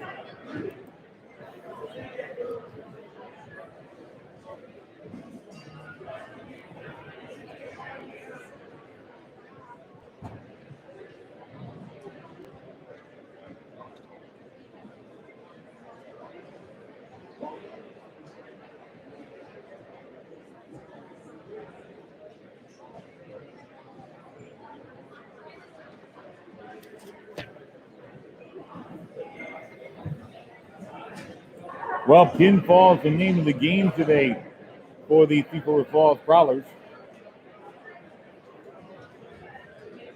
as they pick up 5 pinfalls and a forfeit. So 6 of the match wins today were worth 6 points apiece for Thief River Falls in a 46-24 victory. Starting off, we started at 220 pounds. Jolson Sargent lost a tough one, 4-0. For just his second loss of the year. Then at 285, Cullen Bruggeman came out and promptly planted his kid and pinned him in the first period for a 6-3 Prowler lead. Prowlers would also get pinfalls from Griffin Lundeen at 145, Brady Kasprick at 152, Brandon Zuniga at 160, a major decision by Cody Weenan at 170 to stay unbeaten on the year, And Dakota Feldman with a pinfall at 182 locked it up before Mason Iverson wins at heavyweight. We'll take a look at all the matches on our Unity Bank Loan Production Office. Individual report from Unity Bank. Unity Bank with Thief River Falls, Red Lake Falls, and Mentor. Back in a moment. Is this your? That's yours? That's our coaches. Okay. Because this is his laptop and everything. Great. Where's the other feed? I have no idea where yours is at, Coach. Unless it's up there.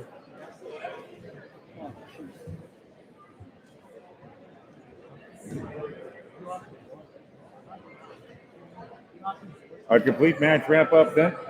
Golden Sargent loses 4-0. Helen Bruggeman wins by fall. Prowlers lead at 6-3.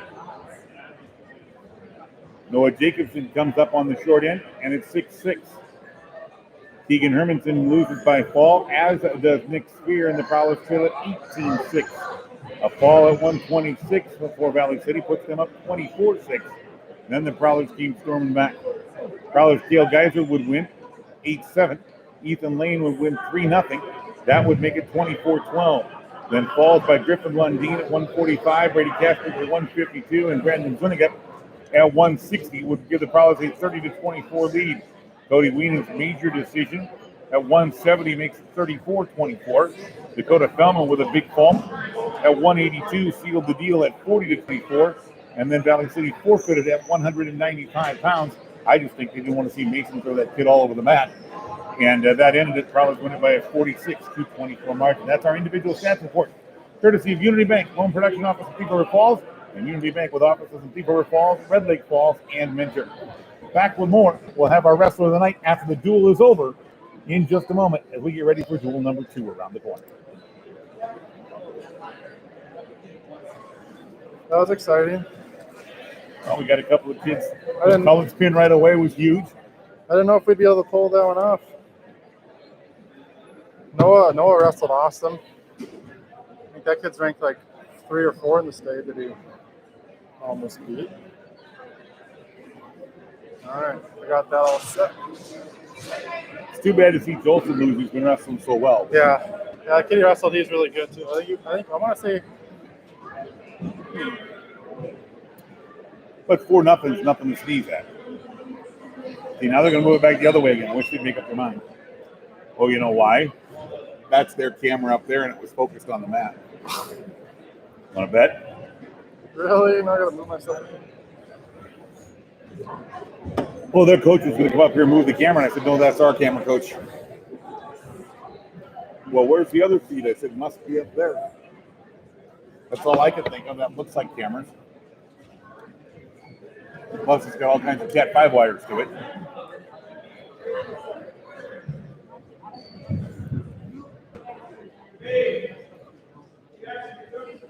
Pretty bad when I end up having to be the video tech guy and I know nothing about it. You want to talk about the proverbial blind leading the blind, that would be it. Yeah.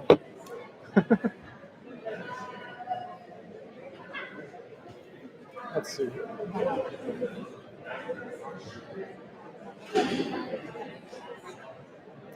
You should throw that Cat 5 end over on top of the pile so we don't step on it again. They might not be real happy if we broke the end of the Cat 5. Yeah. Not that they're hard to put back on, but it's just the idea. Right. Someone come to use it and can't use it. Yeah, the kid he lost to was number 4 at 220. No slouch. All right, I better go move my other camera. Yep.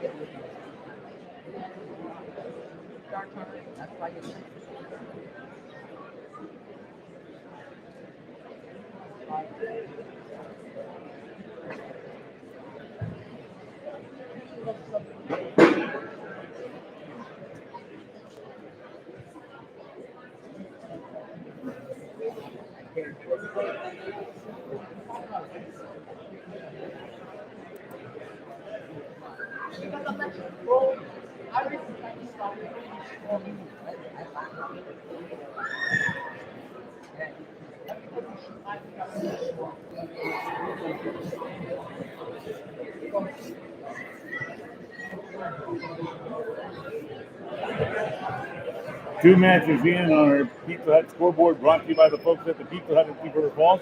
Give them a call at 681-1306 and head for the Hut for great pizza, pasta, wings, and more. It is the Pizza Hut in Thief River Falls.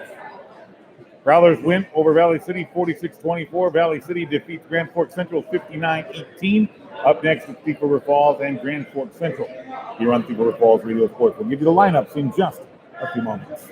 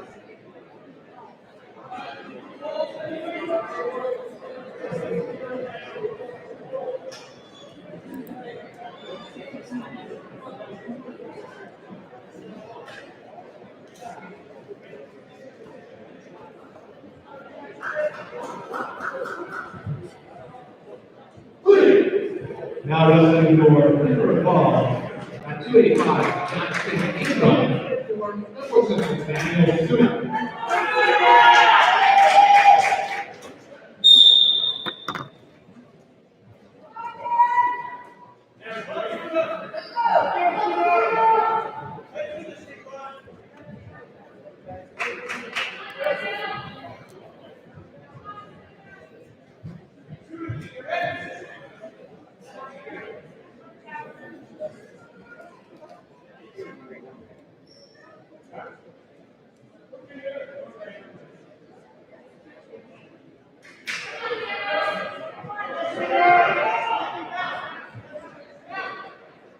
Jackson Ingram will start things here for the Thief River Falls Prowlers as we started heavyweight in this matchup. And Daniel Suda for Grand Forks Central. When I watched Grand Forks Central Valley City earlier, I thought Suda was maybe their best wrestler. He's very solid. So Suda and Ingram to start things off here as we start at heavyweight, which means our last weight class will be 220. And a quick stoppage here. Problem with the headgear.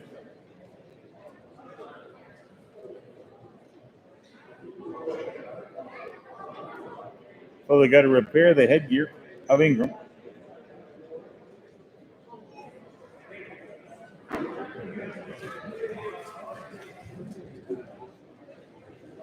Those guys are looking for somebody else's headgear. I go to the trainer for some tape.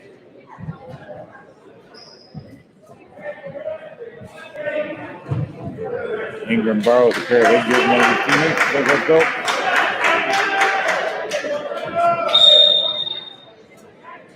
Ingram in on the head, collar tie from the right-hand side. Ingram trying to underhook. Two big fellas out there to start things off as we begin at heavyweight. Ingram reaching for the collar tie on the right again. Trying to underhook the left-hand side now.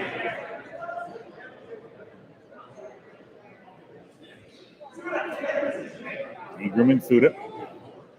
35 seconds left in the first. City trying to snap down. Now reaches in the single. Ingram trying to go heavy on the head here. And City gives up the single. Ingram trying to hit step and by, and they'll be sent. Nice counter by Jackson Ingram. Set again.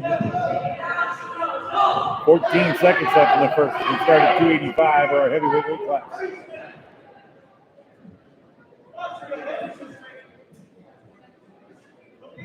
Ingram looking for the underhook. And we'll get a whistle and nobody scores in the first period.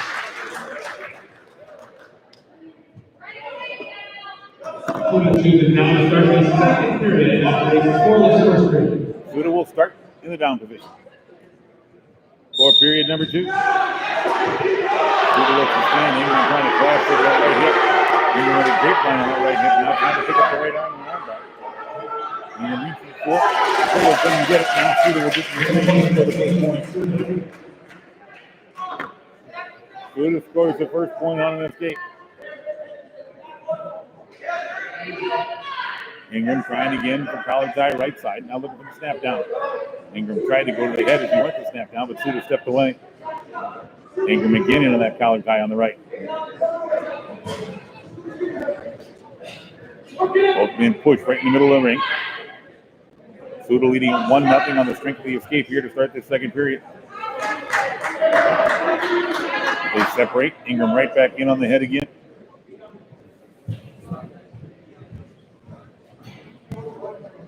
Ingram and Suda dead square in the center of the mat. I'm sure our referee would like to see a little bit more action, but these are two big fellas. Stalemate called here, and I was going to tell them both to get a little bit more action.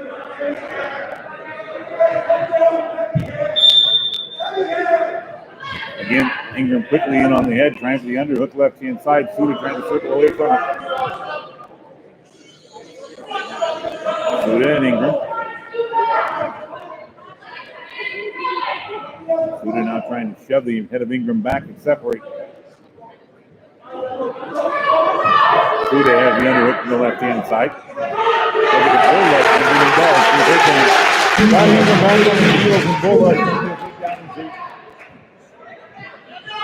Couldn't throw him, couldn't go underneath and get the takedown. So the single, so he just bull rushed. Got Ingram back on his heels and dumped it. Suda letting the walk Ingram over now. Has a reverse snap. Suda's very good in this play.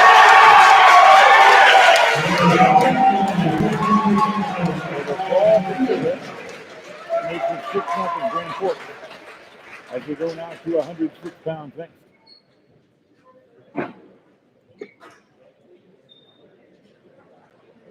Looks like Maverick Iverson, but we'll see. It's that Anton Corrales penetrating for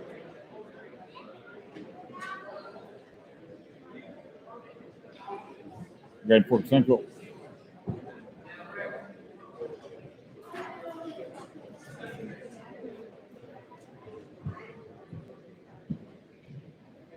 I think that's Maverick Iverson. We're a long ways away here, so I'm not on. Now listening for Goodwood Central Bryce Kelly and your receiver to call, Maverick Iverson. Maverick Iverson. And they didn't get the clock set.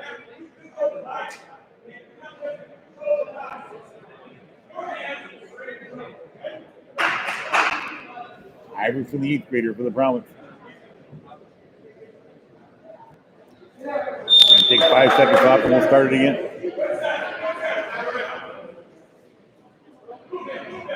Iverson trying to underhook from the left.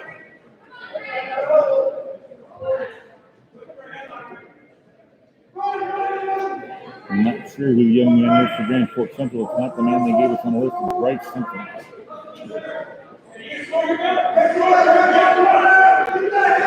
Maverick Iverson with a throw, puts him on his back, though. 2-point takedown. Iverson, deep reverse, half in, trying to turn him over.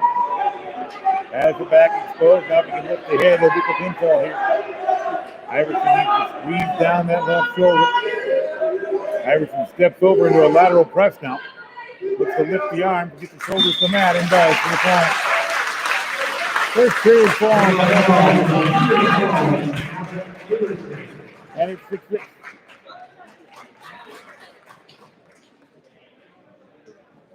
That should bring out Noah Jacobson for Cedar Falls at 113. Now wrestling for Cedar Falls, Noah Jacobson.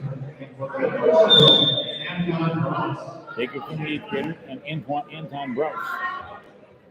Bunch of new names in the lineup here for the Manford Central. Anton Perales, excuse me. So Perales, the 7th grader, moves up to 113. The 8th grader Jacobson will wrestle there as well. Jacobson in a single. Perales trying for a wizard. They'll scramble their way through and nobody scores. Both back to their feet again.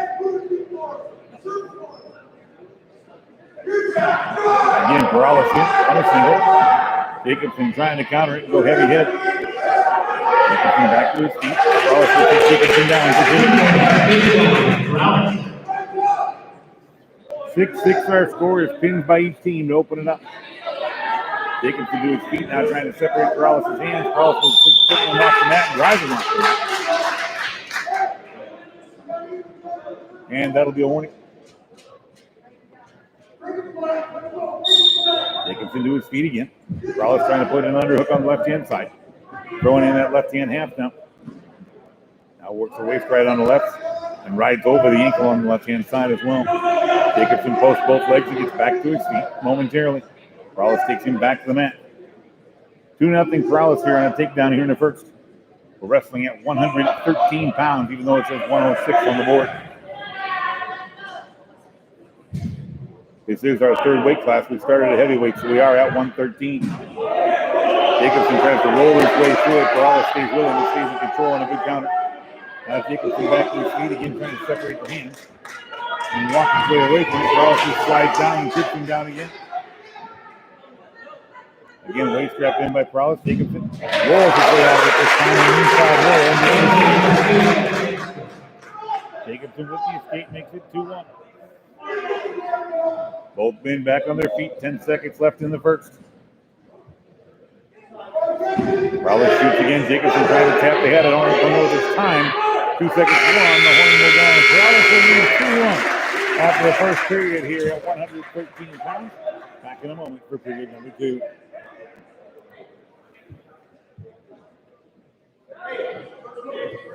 Somebody tell the scoreboard operator she's got the wrong weight class up.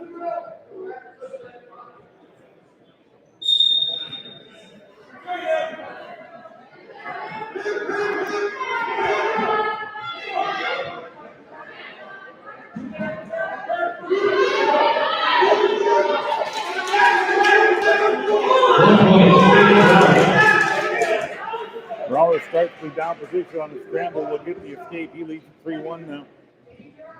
We're at 113 pounds in the second period. Tied at 6 apiece after the first 2 weight classes. Each team with an early fall. Perales shoots. Jacobson sprawls. Perales looking for the throw here. Jacobson counters again.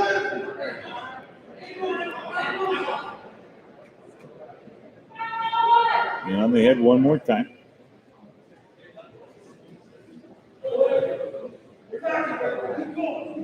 Jacobson trying for a collar tie, as is Perales. Perales looks to change levels and resets. Jacobson traps the head, going heavy on the head. Trying to spin his way behind. Perales will be staying. Perales leads at 3-1 here, 45 seconds left in period number 2. Jacobson looking for the head chuck this time, again trying to go heavy. Perales down on his knees, looking for a single. Perales for the tap, Jacobson throws it through, gets the big one. Not time for that point.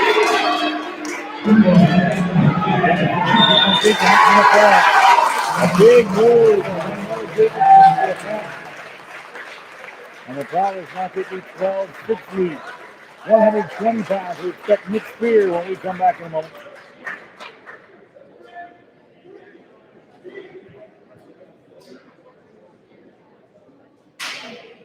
Now wrestling at 120 Paul, Nicholas Spear. And the Central, Gabe Denby.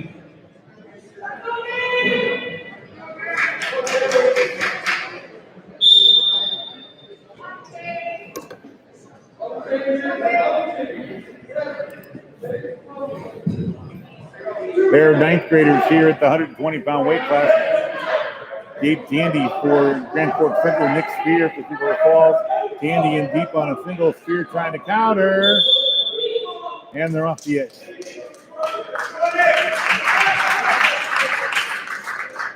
So reset to the center. Spear traditionally a 113-pounder, so giving up some weight here at 120. Spear 2-on-1 on the left arm. Tandy. Prowlers leading at 12-6. Prowlers already defeated Valley City 46-24, and Valley City already beat Grand Forks Central 59-18. This is our final duel of the day. In hard on a single again is Tandy. Spear trying to underhook the leg and go heavy on the head. Spear now pushing down on the head. Straight by his leg and get his leg free and spin behind. He'll get the takedown here. Spear trying to control, but Tandy still has the leg, so nobody gets finished yet. We're going to get a stalemate here in a second. Tandy now 2-on-1 on Spear's right leg, trying to trap that leg in. Spear again, Spear's leg up, now gets the escape behind. And Spear now looking at it. Spear has the takedown, now trying to crank on a cradle. Spear has the cradle in here. Tandy's back and slows. Tandy, I think, is going to be able to kick out of it here. Spear going to go again here and try to. 2 points near fall for Spear. 2 points near fall. 4-0 Spear. Spear trying to throw in a half on the right-hand side. It's not there, so now he works wrist control on both wrists. Spear with a chin in the back of Tandy's neck, trying to drive him down to the mat. Now throws in a half from the right-hand side. Tandy will crank down on that to keep that from happening. Now Tandy to stand, trying to slip out the back door here. Spear will ride him back to the mat again throwing in that half. Spear trying to stack the shoulders here, trying to stack the toes, but not in time for that point. Spear gets under the knee. Spear leading 4-0 at 1:20 after the first period. Tandy defers and Spear will take down the second period, leading 4-0. Spear looking to stand. Tandy waist grab left-hand side. Trying to throw in a power half to go with it. Spear has a leg trap here. Tandy now will underhook on Spear's left arm. Trying to expose Spear's back and then get some back point here. Spear manages to scramble out of it. 22 points near fall, I think, for Tandy. Now Spear trying to roll his way out again. Tandy traps his in. Spear trying to come out the back door here. 2 points near fall. And now Spear reversing his finger on his back.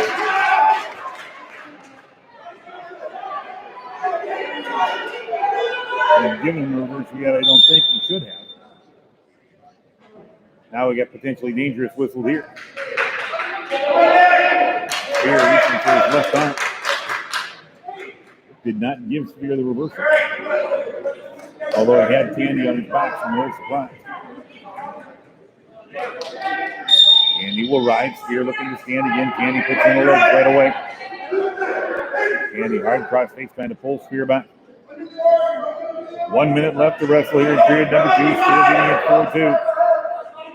Tandy riding dead square over the midline of the body and over the hips here. Trying to throw in that half on the left side again. Reaching for 2-on-1 now on the right and trying to stuff the head.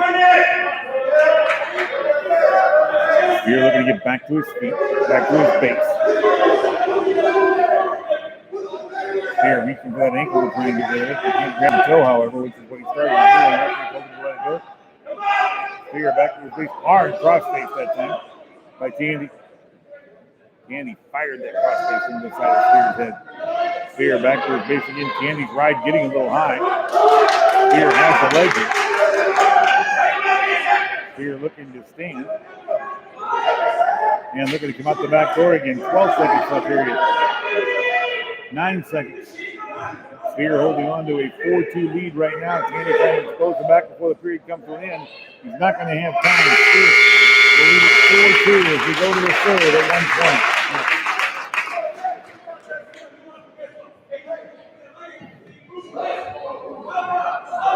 And the third period,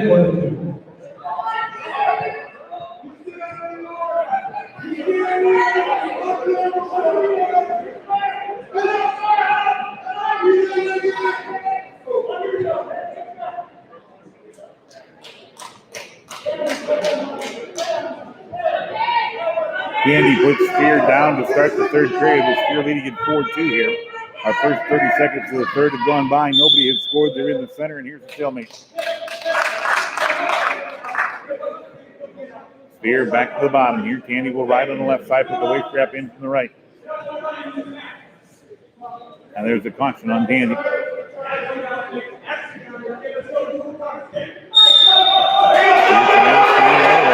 has the hand locked with a grapevine on the right leg.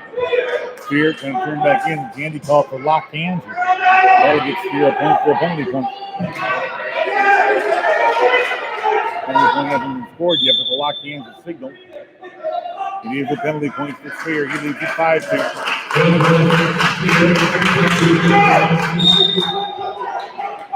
Spear up 5-2 here. Now stands again. Candy looking to lift. Spear trying to turn back in. Candy very high. 1 minute left to wrestle.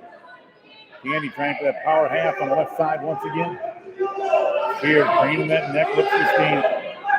Candy reaches for that power half one more time. Has Spear down in his chest, pinning that forehead to the mat.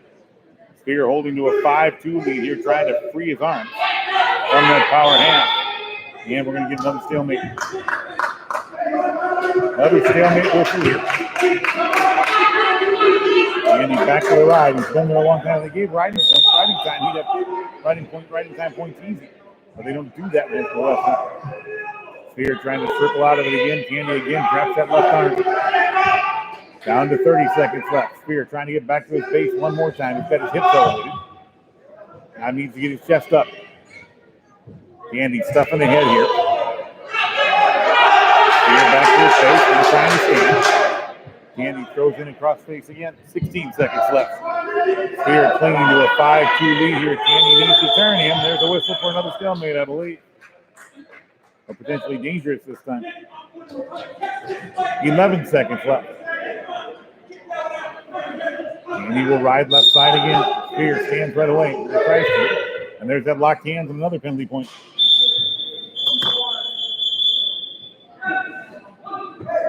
Every time Spear tries to stand, Candy locks the hands. 6-2 Spear now. Spear stands again. Candy trying to hang on. Spear looking to separate the hands. 6-3. Spear wins it. Picks up 3 the ball. Now it's 6-3 as we go to 126. Coming up next.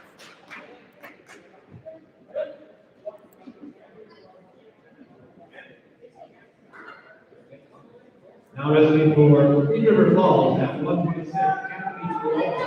And for the Edward Central, Mason Williams.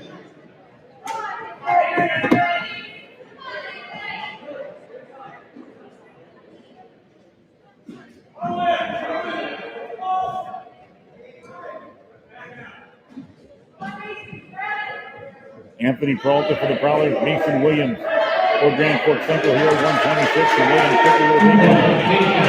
Williams is more Peralta the 8th grader. Williams trying to clap Peralta in to a cradle here. Prowlers up 15-6 right now.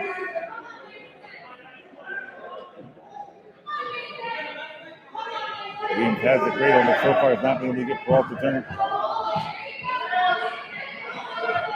Williams now trying to get Peralta to turn. Does now have the back exposed. Peralta rolls back to his base. 2 points from Peralta.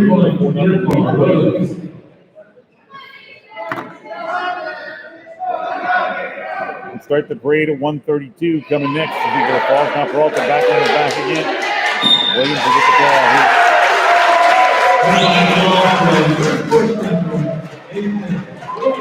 So Williams gets the ball, making it 15-12 to River Falls. As we move to 132 pounds, Keelan guys will be out for the Prowlers. Now wrestling for River Falls, Caleb Geiser. Guys do the soft. Noah Morkby. And Noah Morkby. Morkby, the 9th grader.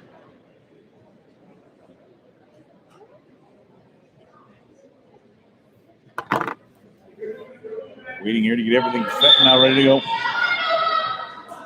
Both teams try to exchange blows. Morkby in deep on a single. They're trying to continue to a double.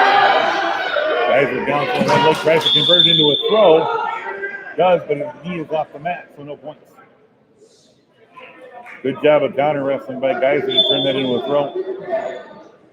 Keep on at the head again. Morky again shoots in. Geyser underhooks. Morky trying to shoot single again. Geyser heavy on the head. Trying to convert it. Geyser trying to turn it into a crossbow hit and drive that into a cradle in hand. Geyser has the 2 points takedown. But no new fall point.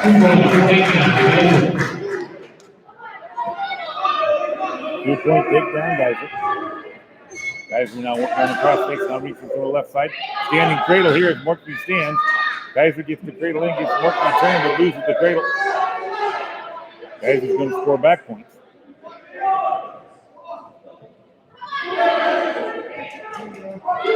And 2 points near fall. 2 points near fall. Geyser leading it 4-0 here in the first, still about a minute to wrestle. Geyser trying to reset him again in the body lock. Rolled through this time, no point. They gave him 2 more near fall. 2 points near fall. 6-0 Geyser. Geyser now reverse half in, trying to drive in that right leg and score a reverse cradle. Geyser now will reset it and ride to the left-hand side. 25 seconds left. Geyser trying to get another tilt if nothing else. Already up 6-0. Now stacks the shoulders. Morky trying to roll out of it, but his back is again exposed. Geyser now looks to step over the top of it. 10 seconds left right in front of the mat. Morky gets out of it. Geyser with a hard arm bar in him. Not going to be enough time here. I think it's going to be 3 points near fall Geyser. Yes, 3 points. 7 points near fall in that period, and 9-0 lead for Kale Geyser as we go to period number 2. Geyser in the down position. Morky will ride. He'll ride left side with a waist strap in from the right. Geyser looking to stand. Morky hanging on to the 2-on-1 on the left arm right now. Now Geyser gets to his feet. Separates the hands, leans back in. Turns in, Morky with the lift. Geyser trying to throw him over. And what do we got here? Reverse 2. And he has Morky on his back again. Hard reverse half in now by Geyser. Lifts the head. Trying to crank that head up and get another pinfall here. Right arm, straight shoulder, still up for Morky. Geyser trying to squeeze it down. Morky gets the left up for a moment. And there's the fall. Geyser picks up the fall on a 21-12 lead for Thief River Falls. 138 pounds coming next.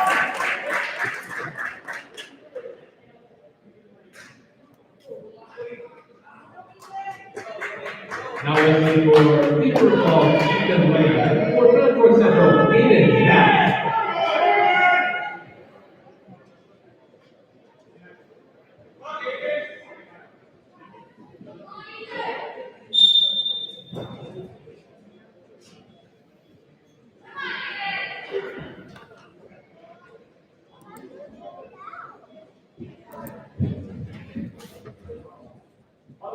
Ethan Lane for the Prowlers, Hayden Mack for the Grand Forks Central Knights here.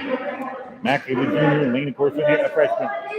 Lane in on a leg, takes Mack to the ground and gets 2. Lane with a 2-point takedown. Prowlers already up 21-12 in this match after having beaten Valley City 46-24.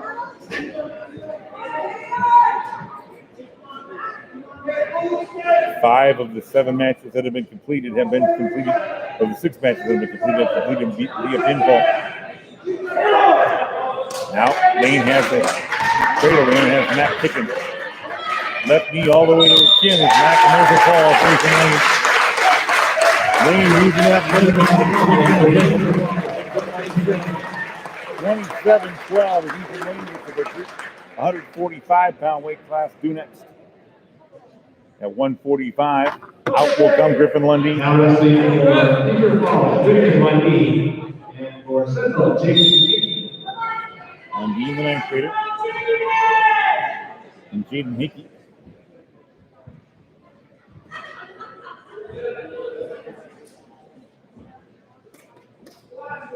He is a sophomore. Hickey on the head. And whistled and stopped here. Hickey with two heavily taped hands. No reach set to the center. Jaden Hickey looking for the snap down here. Lundeen trying to change levels as well. Both going to want wrist control. They'll separate and reset it. Hickey looking to shoot again, trying to head snap.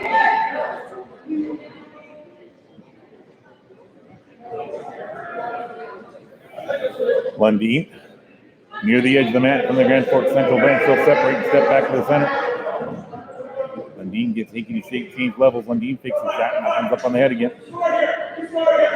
1 minute left of the period. Coach Ken Geyser telling him to score here. Underhook left side now. For Griffin Lundeen, and Hickey separates that. Lundeen down to one knee, now pops back up again. Lundeen now shoots in a deep single on the right hand side. Now trying to convert it to a double lift and gets two for the big down. Lundeen, 2-point takedown. Trying to scissor the legs here and drive Hickey over on his back. 24 seconds left, and here's back points. Has his shoulders stacked. Hickey doing a good job of bridging on that right elbow. Lundeen reaching for the leg, can't get it. Might run out of time here in the first period. 3 points here for Lundeen, the 5-0 lead.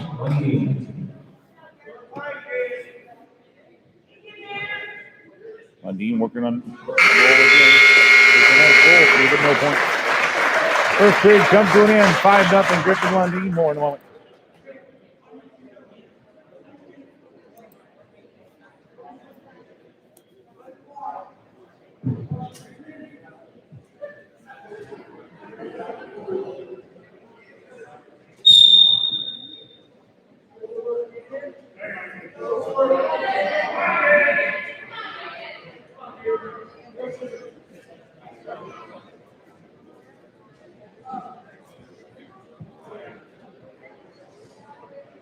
Griffin Lundeen starts the second period in the down position.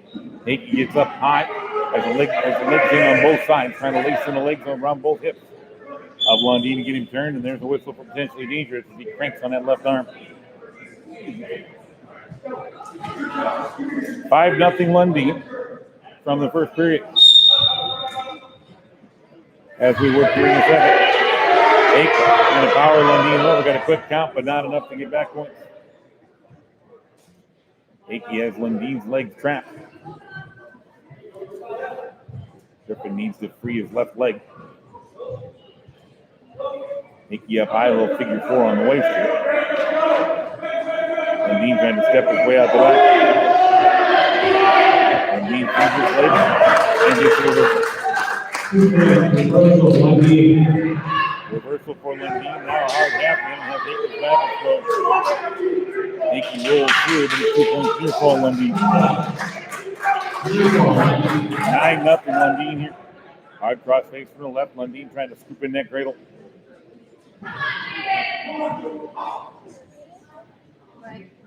Lundeen reaching over the top of the right shoulder. Gives that up to the cross face again. Now works 2-on-1 on the left wrist. Lundeen trying to convert that to a pump handle. Now reaches for a chicken wing instead, trying to get him turned. There's 27 seconds left. We're in the middle of that. And a stalling warning here.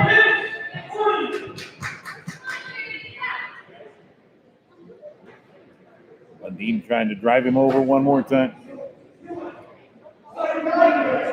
12 seconds left. Hickey trying to stand. Lundeen traps him again.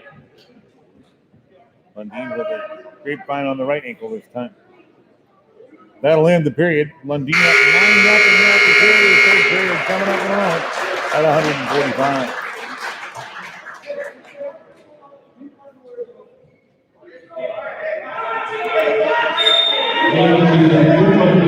Start the third, Caleb 9-0.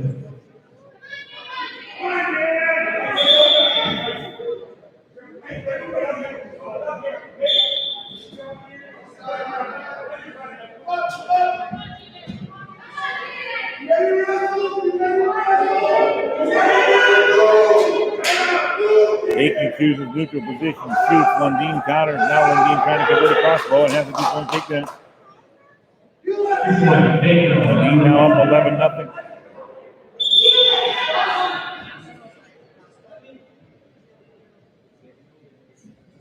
And potentially needs a blue whistle here, so we'll go back to the middle again. Hickey looking to circle out of it. Lundeen reaches over the top of that left shoulder, trying to collapse the head once again into another cradle. Lundeen gets the hips down. Now Hickey re-elevates those. Lundeen reaching for the power half here, trying to turn Hickey over.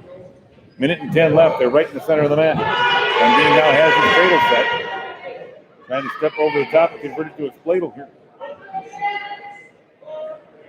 Lundeen now has the leg trap to go with him. Hickey's in big trouble.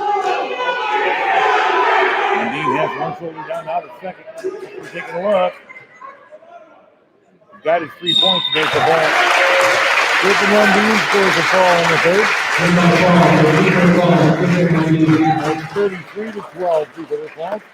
152 coming next in Brady Casper.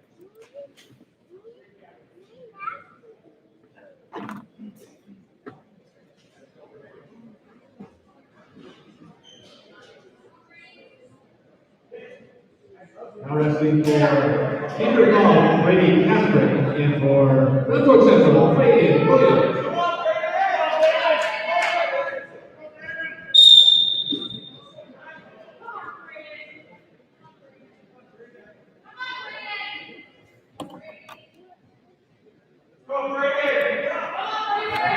Braden Williams, a senior, against the junior Brady Kasprick here at 152.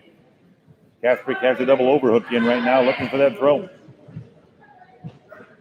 Williams trying to back off, so Kasprick will separate time, pulling back on again.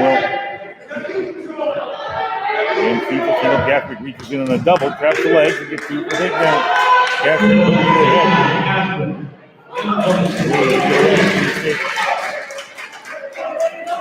2-1. Kasprick looking for a snap down this time. Kasprick on the head again. Minute and 10 still left to wrestle in period number 1 at 152 pounds. Kasprick shoots in again. Looking for the takedown. Williams steps away, so Kasprick will convert. Underhook. Trying to get his arms free now. Williams tries to shoot. Kasprick still with that underhook on the left-hand side.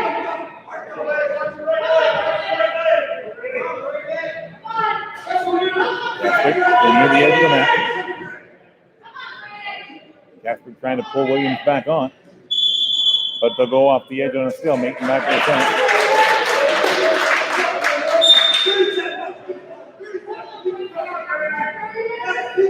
Williams shoots here. Kasprick underhooks the right side. Kasprick leads it 2-1 on the stick and early takedown.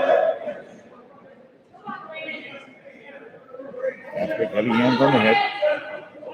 Williams spins out of it. 20 seconds left here in the first. Head snap by Kasprick, but Williams counters and gets back to his feet.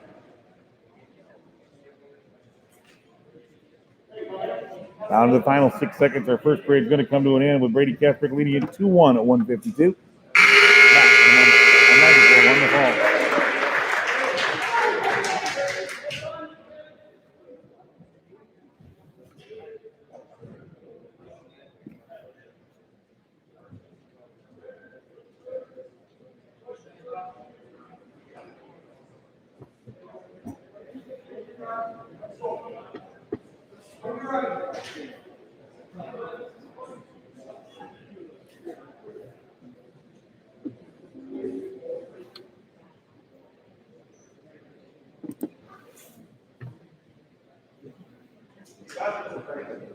I'm going to glue those contacts to his eyes.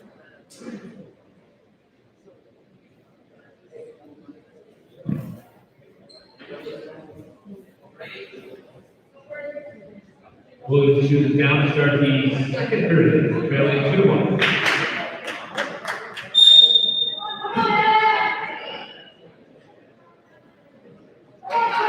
Williams chooses down to the escapes. It's 2-2.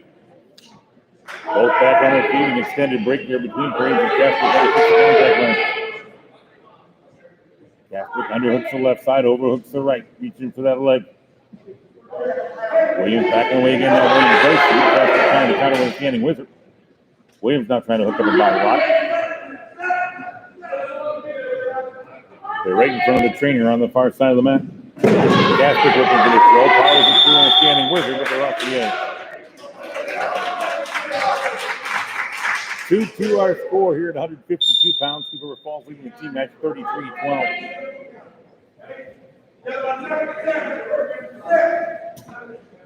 Williams looking for that body lock again. Casper now looking for the head. And they'll reset.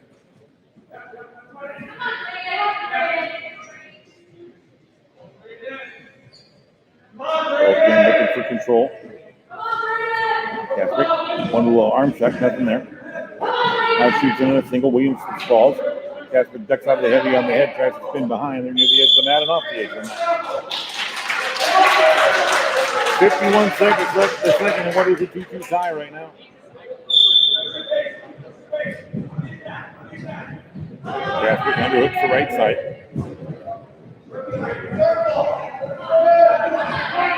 Williams trying to control Casper's free wrist. Casper gets the duck under that. Stalling warning here. Casper trying to go heavy on the head now. Williams has been warned for a stalling. For inaction. Off the whistle, Casper forward again onto the head one more time. Casper underhooks the right side. Now reaches for the head. Trying to get that throw again. Now underhooks the left and has both hooks in. Now Casper gives up the underhook on the right-hand side with 8 seconds left. I think that's going to be the extent of your scoring in the second period, and we're dead tied at 2 after 2 periods. At 153 pounds. Back to the third in a moment.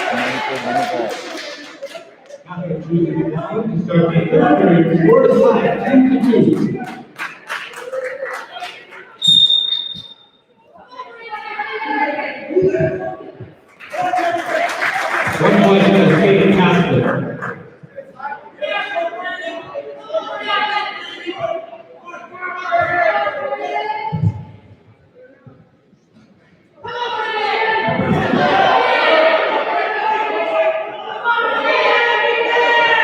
Casper explodes off the whistle for an escape to the lead, and now a tip for a takedown to go with it. And he's taking the lead at 5-2. Casper on top of Williams on the far side. Hard cross facing here, right to left, trying to work on the wrist control on the left to go with it. Williams just going to land there. He's already been warned for stalling once, so he's got to do something, or he'll get up with a point. Williams to his base. Casper trying to reach for the body lock. They're off the edge again.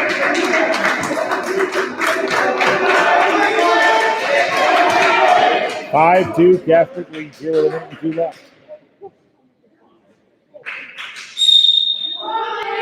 Quick whistle here. Casper moves quickly right to left-hand side.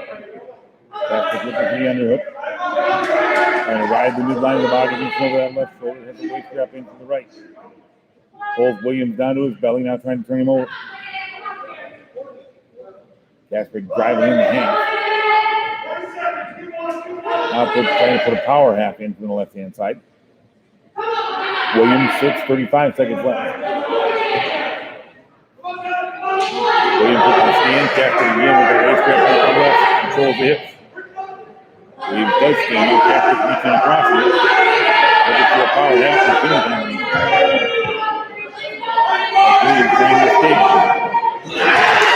Goes through and nobody scores up the win. But roll through, waiting for them to escape, 8 seconds left. Williams shoots, Casper trying to scramble behind. And does to get through the 7-3, Wayne Casper wins it, bringing in the more of the dollars. 160-pound weight class is next on 94-1 the ball.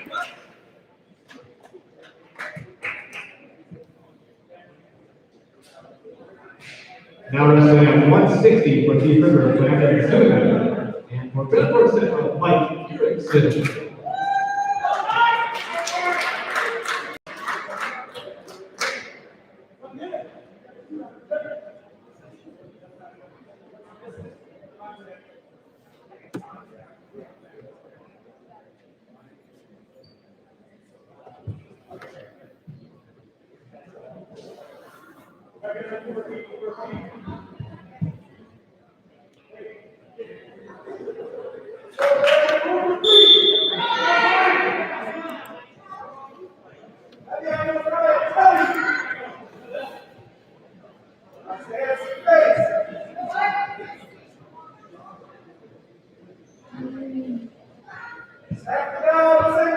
Brandon Zuniga and Mike Erickson going here, a pair of seniors at 160.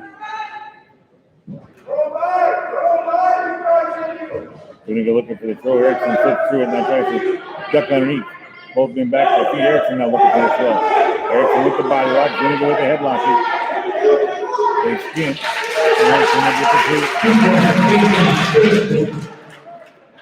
Erickson with the takedown for 2. Crowley's leading at 36-12 here.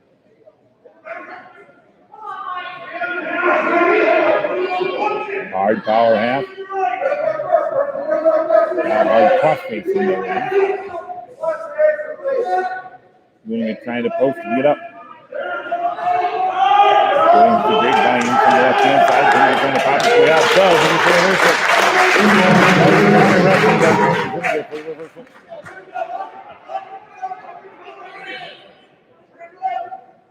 Zuniga reaching under the left arm, trying to come up with a half of his own.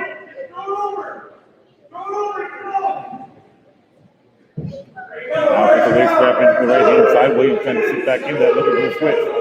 Zuniga looking to step over the top of it. Williams trying to scoot his way up. Zuniga still with the waist strap in. And steps over the top of it. Williams in control. Good job by Brandon. Williams has Zuniga's right knee. Zuniga trying to compress Williams' head to his own knee to get a cradle.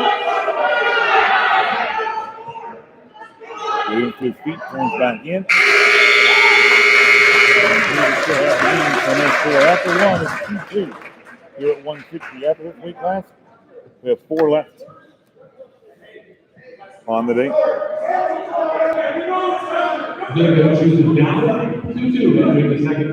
2-2 going to the second here. Williams will ride right side. Waist strap in from the left.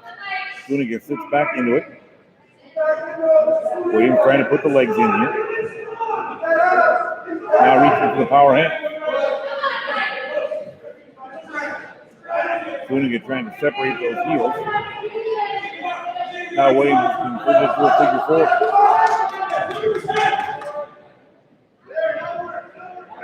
Williams turns. Zuniga trying to turn back around. Zuniga has Williams in trouble. Zuniga should have a reversal here. Nice counter wrestling again by Brandon Zuniga for the reversal. And a 4-2 lead.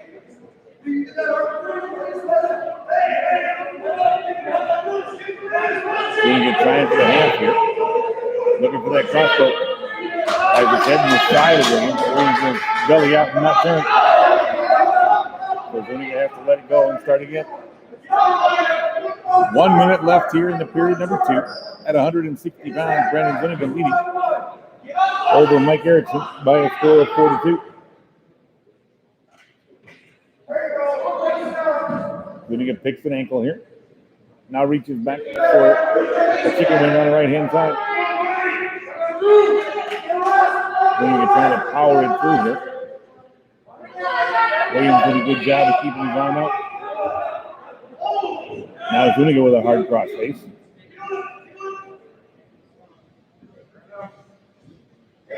And so much so they got a reaction on the Grand Forks Central coach.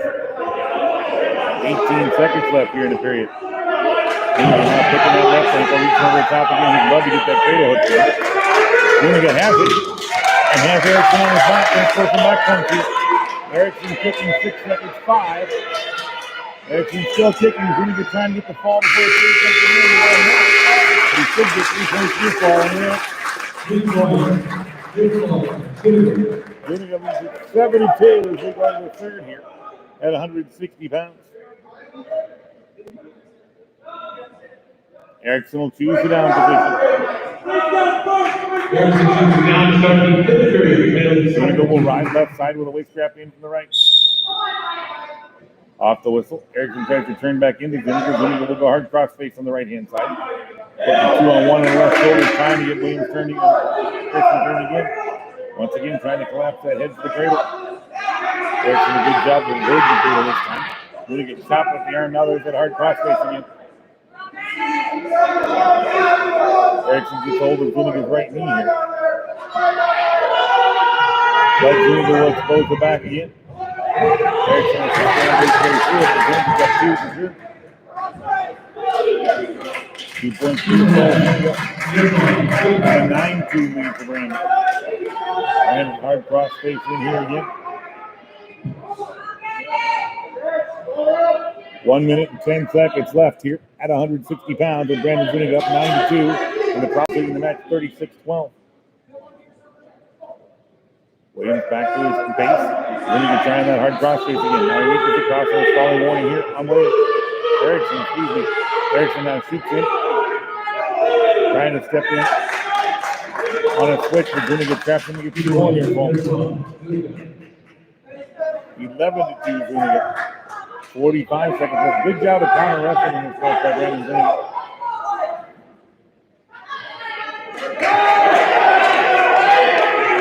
Erickson trying to work his way around. Zuniga trying to get him turned again.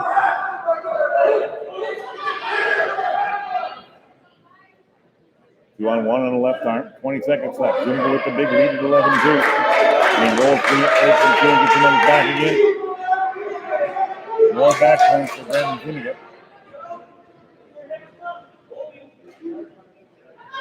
10 seconds left. 2 more near fall. And a 13-2 lead, and a 13-2 win for Brandon Zuniga. An easy decision, making it 40-12. Now it's a 1-2. 1 second.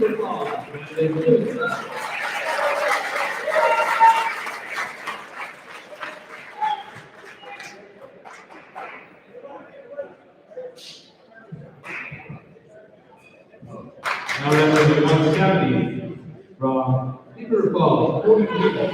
The backward center, Sincere Haskins.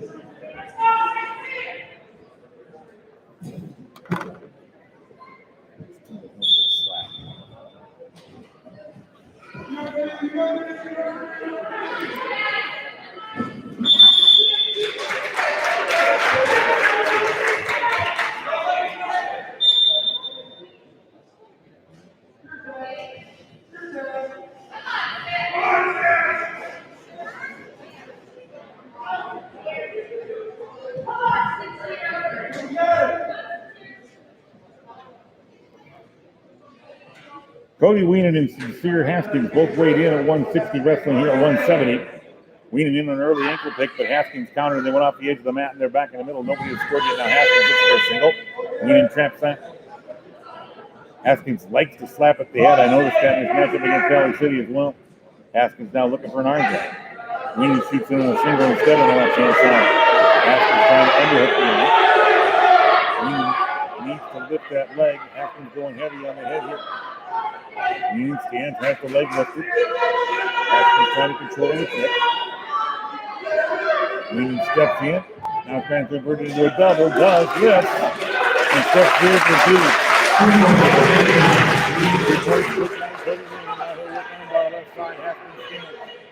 Haskins just spin away and get to the spin. 2-1, Weenan, 40 seconds left in the first. Haskins looking to change levels here. Weenan does the same. Haskins shoots his down on a double as well. So each man has a takedown. Haskins has to escape and leads with 3-2. Weenan trying to roll his way out of it here. Turns back in. And just win this one for 2. Weenan wins the scramble for the reversal, and we're off the edge of the mat with 15 seconds left. Cody Weenan now leads for a 3.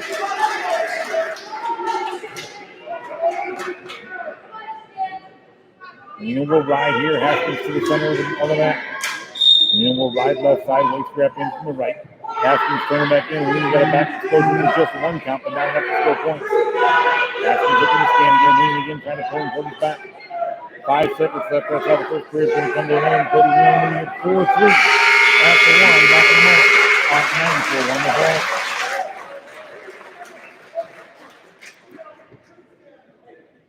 Haskins will be on position for 4-3 at the end of the second period.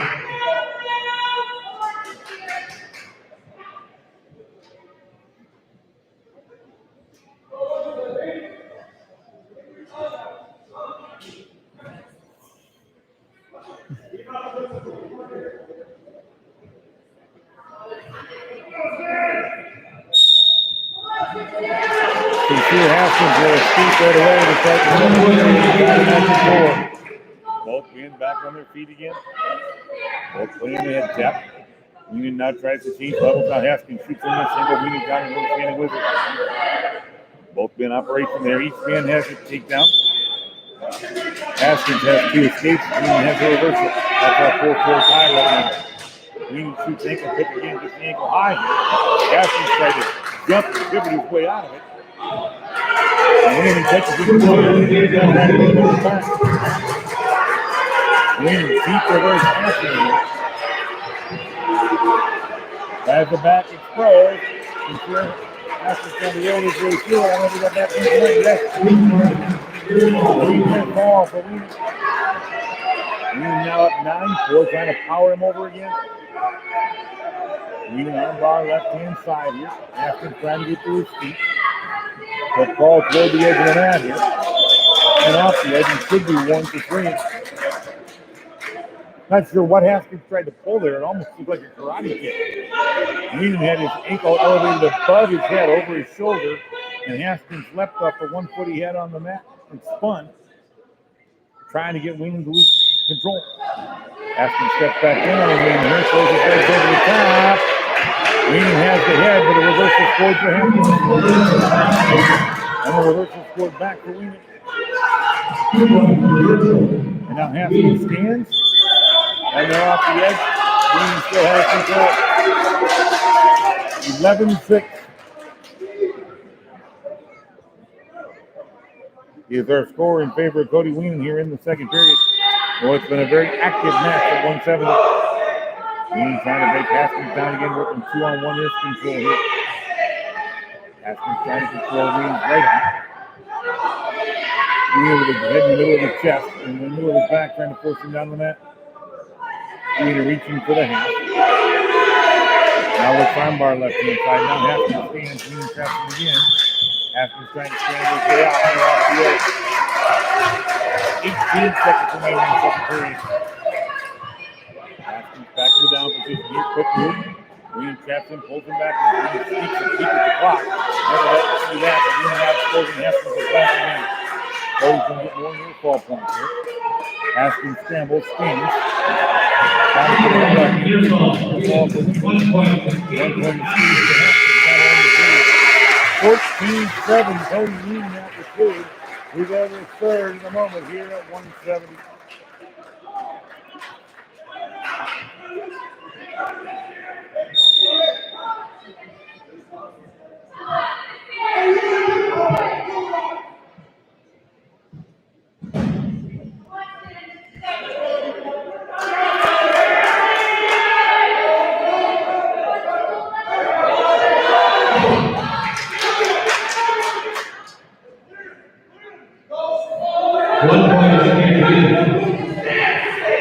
Weenan stands and is taken back to mat twice, and Haskins elects to release him. Needing a big move here. Weenan leading it 15-7. Haskins down to one knee. Weenan will do the same. Now both getting back to their feet. 1:20 left to wrestle. Haskins slapping at the head again. We saw this in the match at the Valley City Wrestler. Weenan shoots for a single. Has the legs. Haskins a little figure 4 on Weenan's head, and there's an illegal hold. Penalty point for the illegal hold. Back to their feet. Weenan now leading at 16-7.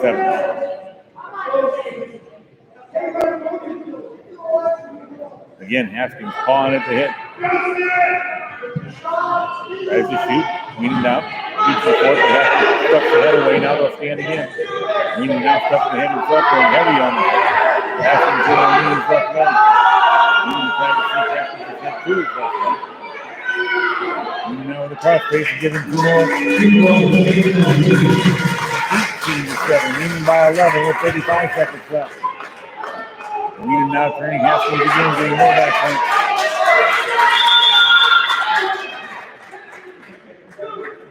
2 points. Your phone. That makes it 20-7, a 13-point margin. If Wheaton can turn him one more time, these final 27 seconds to get a second ball out of this. Needs another 2-point back exposure. Haskins rolls through. Haskins scans, Wheaton traps the leg, trying to walk up the body now. Wheaton tried to throw in a half, didn't get it done in 16 seconds left as Haskins bellies out. Wheaton trying to walk him over one last time. Power half to the left-hand side. 8 seconds left. Haskins simply laying there. Wheaton trying to turn him again. They roll through and Haskins is still within the state.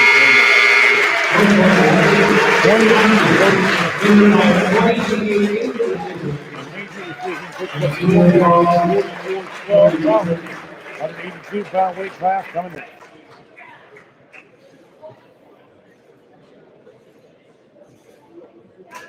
Now that's on the team for the call. Dakota Feldman and Bradford Central Austin Bender.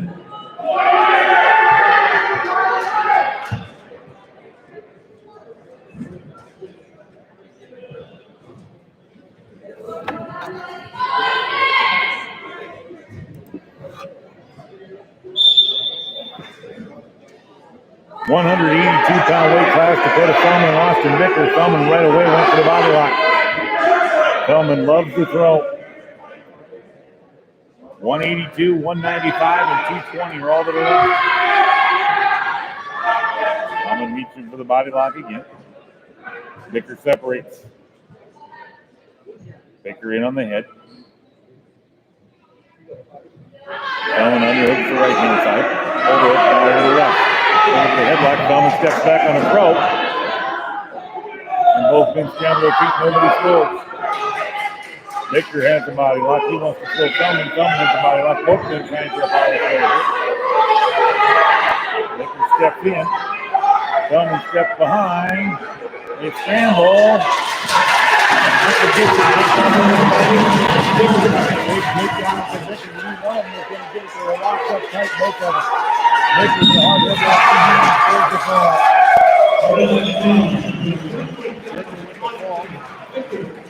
It's 44-12, 195 next. You knew somebody was getting this roll. They were both locked up. Bicker happened to get it.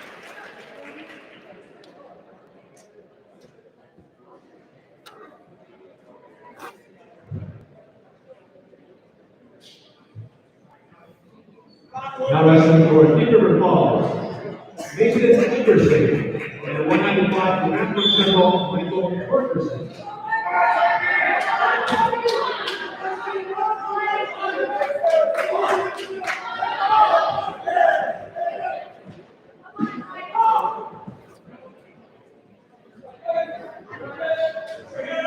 Senior Mason Iverson, sophomore Michael Torgerson here at 195 with 220 still to come. And now Iverson finally pops his head free and gets a takedown. Iverson would take down a hard cross face, right to left on Torgerson. Trying to drive that shoulder over. Torgerson trying to post his right arm. Iverson now reaching for the cradle. Iverson has the legs in over the right hip. Trying to drive that head down toward the knees.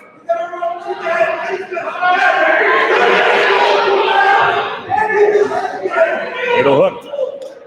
Iverson has the cradle in. Here's back points. The question is whether he's up underneath that shoulder. Iverson has Torgerson and gets the ball here in the first period. That's Mason Iverson. 50-18 people with balls. We come to the final weight class at 220. Next.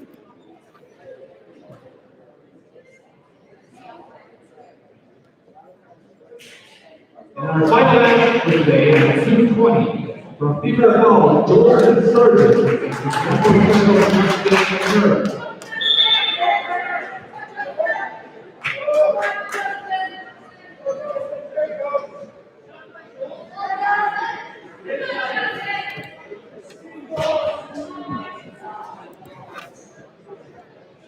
Justin Kerr, the junior, against Jolston Sargent here in our final weight class of the day. Growlers are up 50 to 18. Sargent lost for just the second time this season in the earlier matchup against Valley City in a great match that only went 4-0. He was right in it the whole way. The young man who's ranked 4th in the state in North Dakota. Both men working head here. Kerr trying to shoot on the center. Sargent looks to throw. That loses the hand on it. Kerr with the takedown for 2. Sargent now putting it in his face. Hooks an arm, steps around. And gets to the 1 point. Escape. Sargent. 2-1, and both men back on their feet again. Sargent trying to step in on the throat. He just has to get really deep body to body because he's not as long as most of the wrestlers in this weight class. 2-1 Kerr here in our final weight class today. Kerr trying to convert the double again. Right Sargent down. Sargent to the back. 4-1 Kerr. Kerr trying to snap the hips. Grabs an ankle here. Sargent trying to get away. 25 seconds for Sargent. 11 score. Leaks in the station. Kerr looking for a power hand. Steps over the right hand side. Sargent trying to work his way out the back door. Rolls through. And he can turn back in on Kerr. Does. Just a reversal. Sargent with 8 seconds left. And that's how the first period will end. 4-3, Kerr leading with 2:20 when we come back to period 2.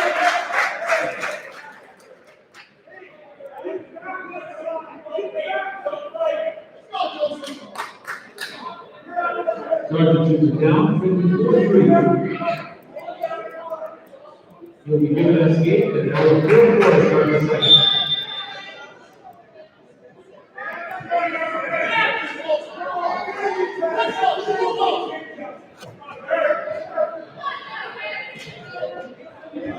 Both men on their feet. As Kerr allows the release on Sargent, we're 4-4. Sargent working collar control here, so is Kerr. 4-4 our score at 220 pounds, our last weight class today.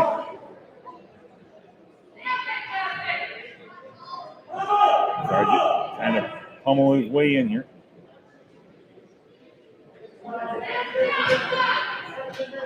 Sargent now, collar tie on the right, as does Kerr. And they'll separate with a minute and 15 left. Sargent shoots on a single, Kerr steps away and out traps the head, trying to hit second by. Sargent spins, and they'll work their way back to the center.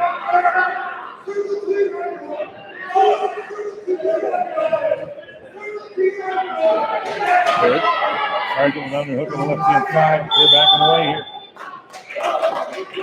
Both men still up.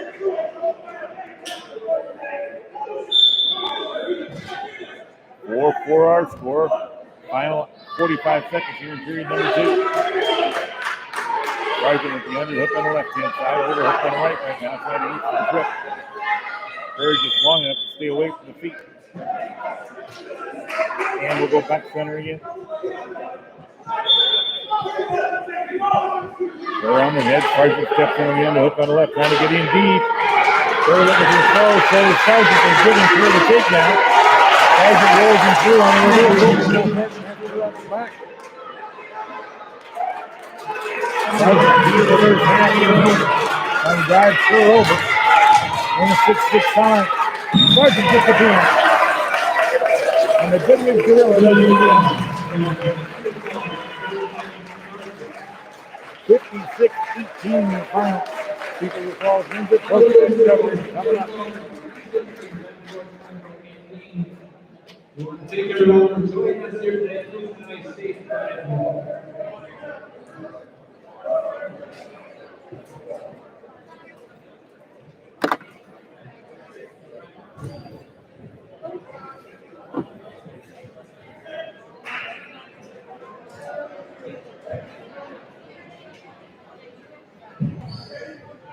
What's the other one? That's fun.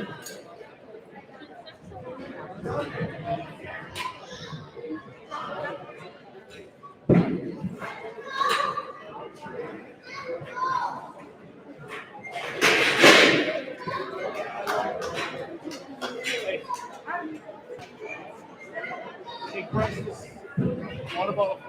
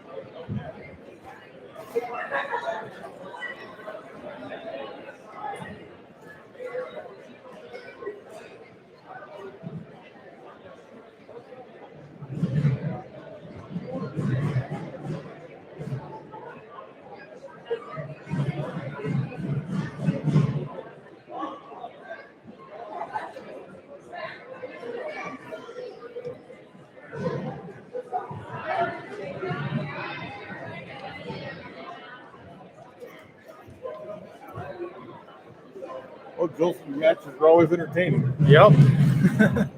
Even that first one today, 4-0 was a heck of a match.